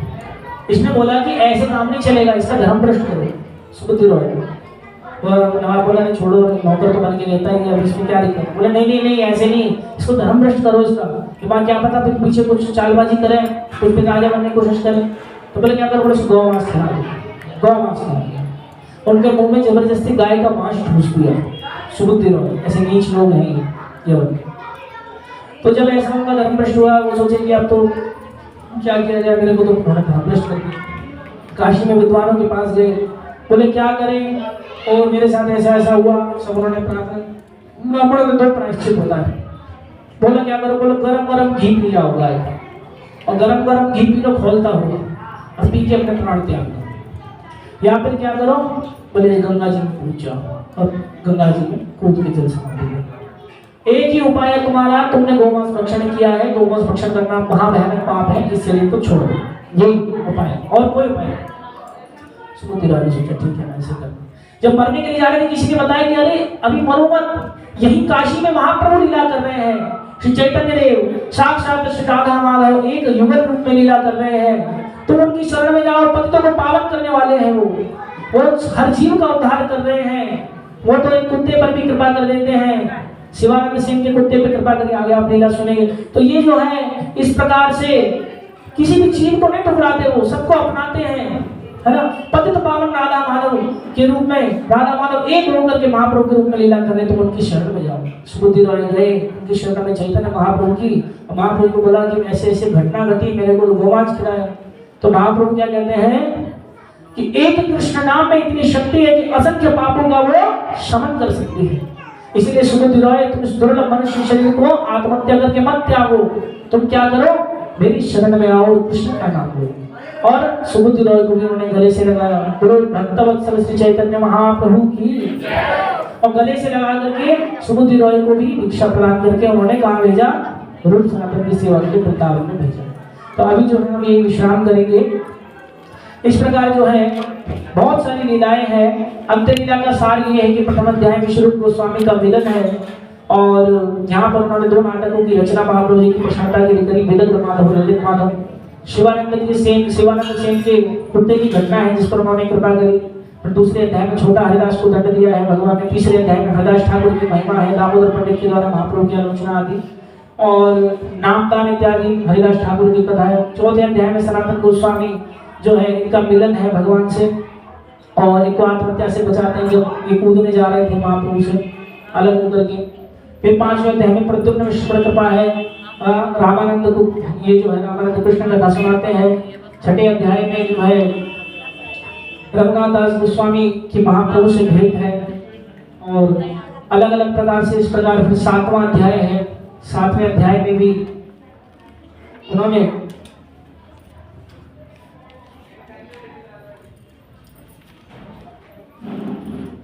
महाप्रभु की वल्लभ से भेंट का वर्णन है। 8वें अध्याय में रामचंद्रपुरी के आगमन और उनके भय से महाप्रभु द्वारा अपने भोजन में कमी करने का वर्णन है। 9वें अध्याय में गोपीनाथ पटनायक के उद्धार का वर्णन है। 10वें अध्याय में चैतन्य महाप्रभु द्वारा भक्तों द्वारा दिए गए भोजन का आस्वादन करने का वर्णन है, और राघव पंडित की थैलियों की में तरह तरह के प्रसाद सजाने का वर्णन है। उसके अलावा इसी अध्याय में महाप्रभु द्वारा गोविंद की परीक्षा लिए जाने और उनके मंदिर में नृत्य करने का वर्णन है। 12वें अध्याय में जगदानंद पंडित द्वारा तेल पात्र तोड़े जाने का वर्णन है। नित्यानंद प्रभु द्वारा शिवानंद सेन की ताड़ना का वर्णन है। 13वें अध्याय में जगदानंद पंडित के मथुरा जाने और लौटने का तथा संयोग चैतन्य महाप्रभु द्वारा देवदासी युवती द्वारा गाय गीत सुनकर के प्रसन्न होने का वर्णन है। 13वें अध्याय में रघुनाथ भट्ट श्री चैतन्य महाप्रभु की भेंट आदि का वर्णन है। 14वें अध्याय में महाप्रभु की दिव्योत्पाद का वर्णन है, उनके शारीरिक स्थिति और लीलांचल उनकी दिव्य लीलाओं का वर्णन है, उनके मन इस प्रकार वृंदावन की नारायण रहता था इसका वर्णन है। इसी अध्याय में महाप्रभु द्वारा जगन्नाथ मंदिर के सिंह द्वार पर गिरने, उनके हड्डियों के जोड़ का अलग होना और महाप्रभु के विविध प्रेम लक्षणों का वर्णन है। इसी अध्याय में महाप्रभु का छटक पर्वत की ओर भागने का और पागलों की तरह बातें करने का वर्णन है। 15वें अध्याय में महाप्रभु द्वारा समुद्र के किनारे एक उद्यान में प्रवेश करके उसको वृंदावन मान देने का वर्णन है। इसी अध्याय में महाप्रभु के द्वारा 5 इंद्रियों का कृष्ण के प्रति आकर्षण और रास के द्वारा कृष्ण की खोज का वर्णन है। इसी अध्याय में 16वें अध्याय में बताया कि चैतन्य महाप्रभु ने किस तरह कालिदास पर कृपा करी, और इसी 16वें अध्याय में शिवानंद के पुत्र ने एक श्लोक रचना करी जिसको श्री चैतन्य महाप्रभु सिंह द्वार पर कृष्ण दर्शन कराते हैं। इसी 16वें अध्याय में महाप्रसाद की महिमा का वर्णन है। 17वें अध्याय में महाप्रभु द्वारा गायों के बीच गिरने और भावावेश उदय होने का वर्णन है, कछुए के रूप धारण करने का वर्णन है। और 17वें अध्याय के भावों का सम्मिश्रण चैतन्य महाप्रभु के द्वारा प्रणाम करना और कृष्ण का नाम श्लोक पढ़ने का वर्णन है। 18वें अध्याय में भगवान का समुद्र में गिरना और भावावेश में आने का वर्णन है। और उसके बाद 19वें अध्याय में वर्णन है कि महाप्रभु दीवालों से अपना को किस प्रकार गंभीरा में रगड़ते हैं और कृष्ण के विरह स्वरूप में कमाल होकर के बातें करते हैं। और 20वें अध्याय में चैतन्य महाप्रभु अपने शिक्षाष्टक को सुनाते हैं और प्रेम से उसका जो है अर्थास्वादन करते हैं। और श्री चैतन्य महाप्रभु इन 8 श्लोकों को भक्तों को देकर के जाते हैं। तो इस प्रकार की लीला का सार है जो हमने आपको अंत लीला का सार बताया। अंत में महाप्रभु शिक्षाष्टकम के माध्यम से हम सबको शिक्षा देते हैं। तो हम जो है 5 मिनट के लिए शिक्षाष्टकम की प्रार्थनाओं को गाते हैं। तो आप सभी लोग जो है जिन जिन को आता है सुबह मंगल आरती में भी होता है, ये शिक्षाष्टकम की प्रार्थनाएं हैं, इसमें से निकाल करके दे सकते हैं। हमारे पास जो है वो है छोटे छोटे फ्लैक्स है। तो चैतन्य महाप्रभु जी ने 8 श्लोक अपने पीछे छोड़े जिनको हम शिक्षाष्टक कहते हैं। हम सबके लिए शिक्षा है ये। फास्ट कीजिए, थोड़ा फास्ट है ना, टाइम कम है। जो मिल रहे हैं वो दे दो ना, लोग शेयर कर लेंगे।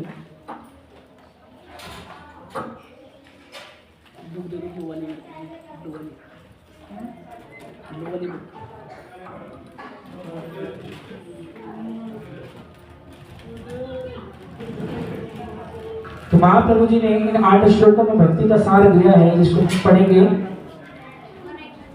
सभी लोग ये ले लें। इसमें शिक्षाष्टकम के श्लोक लिखे हुए हैं, उनका अर्थ भी लिखा हुआ है, तो शेयर कर लें आपस में जो लोग पढ़ने जानते हैं, ठीक है। श्री श्री शिक्षाष्टकम चेतो दर्पणमार्जनम भवमहादावाग्रीरवापनम श्रयकैरवचन्द्रिका वितरणम विद्यावधुजीवनम आनन्दाम्बुधिवर्धनं प्रतिपदं पूर्णामृतास्वादनं सर्वात्मस्थापनं परं विजयते श्रीकृष्ण संकीर्तनं नाम नकारि बहुधा निज सर्वशक्ति सत्तार्पिता नियमित स्मरणेन काल एतादृशी तव कृपा भगवन् ममापि दुर्दैवमीदृशमिहा जनिनानुराग प्रणादपि शुनिचेन करोरपि सहिष्णुना अमानिनामानदेन कीर्तनीय सदा हरि न धनं न जनं न सुन्दरी कविताम्बा जगदीश कामये मम जन्मनि जन्मनीश्वरे भवताद भक्तिरहितुकी त्वयि अयि नन्दतनुजलिङ्कर परितां मां विस्मरे भवाम्बुधौ कृपया तव पादपङ्कज स्थितधूलीशदशं विचिन्तय नयनं गरदश्रुधारया वदनं गदगदरुधया गिरा पुलकैर्निरविचितां कपूकदा तव नाम ग्रहणे भविष्यति युगायितं निमेषेण चक्षुषा प्राविशायितं शून्यायतं जगत् सर्वं गोविन्दाविरहेण मे आशिलशवां पादरतां पिनश्रु माम् अदर्शनात्मवरमहतां करोतु वा यथा तथा वा विदधातु लम्पतो मत प्राणनाथस्तु शरीरनापरः हरे कृष्णा कृष्ण कृष्ण हरे हरे हरे राम राम राम हरे हरे। श्लोक का हिंदी अनुवाद इस प्रकार है। पहले शिक्षाष्टकम के पहले श्लोक में भगवान कहते हैं, श्री कृष्ण संकीर्तन की परम विजय हो, जो वर्षों से संचित बल से चित्त का मार्जन करने वाला और बारंबार जन्म प्रतिरोध महारावण को शांत करने वाला है। ये संकीर्तन यज्ञ मानवता का परम कल्याणकारी है, क्योंकि यह मंगल रूपी चंद्रिका का वितरण करता है। समस्त अपराकृत विद्या रूपी वधु का यही जीवन है। यह आनंद के समुद्र की वृद्धि करने वाला और यह श्री कृष्ण नाम हमारे द्वारा नित्य वांछित पूर्णामृत का हमें आस्वादन कराते हैं। दूसरे शिक्षाष्टकम के श्लोक में भगवान कहते हैं, हे भगवान, आपका अकेला नाम ही जीवों का सब प्रकार से मंगल करने वाला है।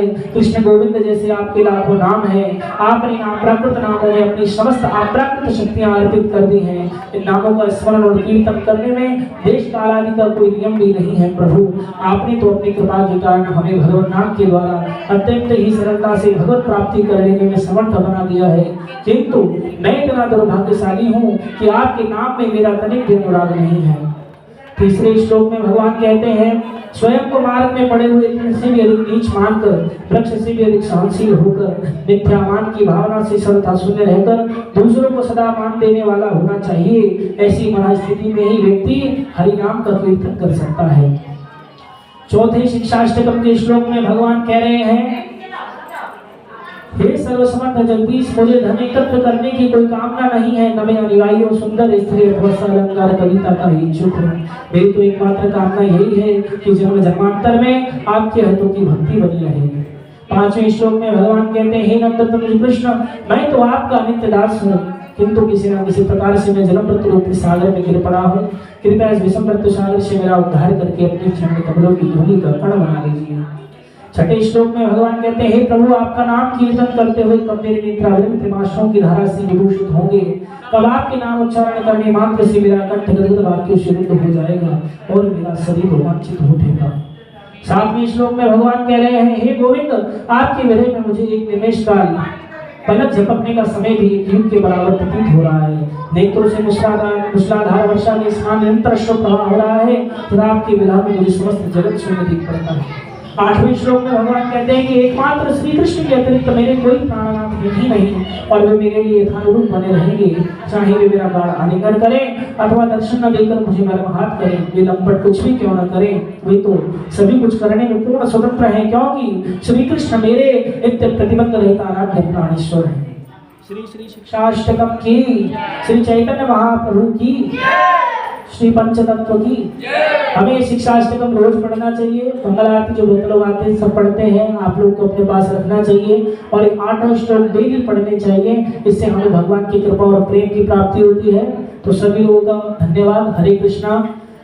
जिन गुरु परंपरा में विराजित वैष्णव संतों ने, भक्तों ने हमको ये कथा करने के लिए आज्ञा दी, उन सबका धन्यवाद और कृतज्ञता ज्ञापित करते हैं। हम श्री प्रभुपाद जी और श्री गुरुदेव महाराज जी की कृपा से हम कुछ कह पाए और श्री श्री जगन्नाथ बलदेव सुभद्रा सुदर्शनी महाराज श्री गौरताई जिनके सुंदर प्रांगण में बैठ के हमने ये सब चर्चा करी, हरि चर्चा, गौर चर्चा, और साथ ही उन सभी भक्तों का धन्यवाद जिन सब ने व्यवस्था करी। जैसे सोशल मीडिया में ये प्रभु जी जो है यूट्यूब पर डालते हैं, तो इनका भी बहुत बहुत धन्यवाद। तेजवान प्रभु जी, मनीष प्रभु जी, डॉक्यूमेंटेशन और व्यवस्था आदि की सेवा ये सब भक्तों ने देखी। जैसे अजय प्रभु जी, कृष्णा प्रभु जी ये सब लगे रहते हैं, दरी इत्यादि सब व्यवस्था ही करते हैं। और ये जो भक्त लोग कीर्तन करते हैं, हर्ष प्रभु जी और जो सनी प्रभु जी हैं और ये सब भक्त लोग जो हैं, तो आप सभी भक्तों का धन्यवाद कि आपने कथा सुनी और सभी को ये कथा सुनने से भगवान की प्रेम प्राप्ति होने से आशा करते हैं। क्योंकि हम कथा का तो स्पर्श नहीं कर पाए क्योंकि हमारे सामर्थ्य भी नहीं है, लेकिन कुछ मूलभूत बातें जो गुरु परंपरा के माध्यम से हृदय से जैसी प्रेरणा हुई तो कह पाए। तो हम गौर भगवान का प्रकट दिवस मनाएंगे, गौर पूर्णिमा उत्सव 3 तारीख को ध्यान से सुनिएगा, विशेष सहयोग है क्योंकि भगवान जिस दिन प्रकट हुए उस दिन भी ग्रहण काल था और इस बार भी ग्रहण है, तो ये बहुत अद्भुत सहयोग है। लेकिन ग्रहण में भगवान का अभिषेक और पूजा अर्चना नहीं होती तो मंदिर के पट बंद रहेंगे, इसलिए शाम को 7 बजे से 9 बजे तक प्रोग्राम होगा। भगवान का महाअभिषेक दर्शन करने आप सब आ सकते हैं। शाम को 7 बजे 3 तारीख को भगवान का यहाँ पर महाअभिषेक दर्शन होगा और कीर्तन होगा। फूलों की होली का कार्यक्रम हम उस समय भी रख सकते हैं, अगले दिन भी कर सकते हैं। 4 तारीख को भी सबकी छुट्टी है, दोपहर से सब फ्री हो जाते हैं, तब भी कर सकते हैं। तो ये कार्यक्रम रहेगा, आप सभी भक्त लोग आए, पधारें। हरे कृष्ण। हरे कृष्ण।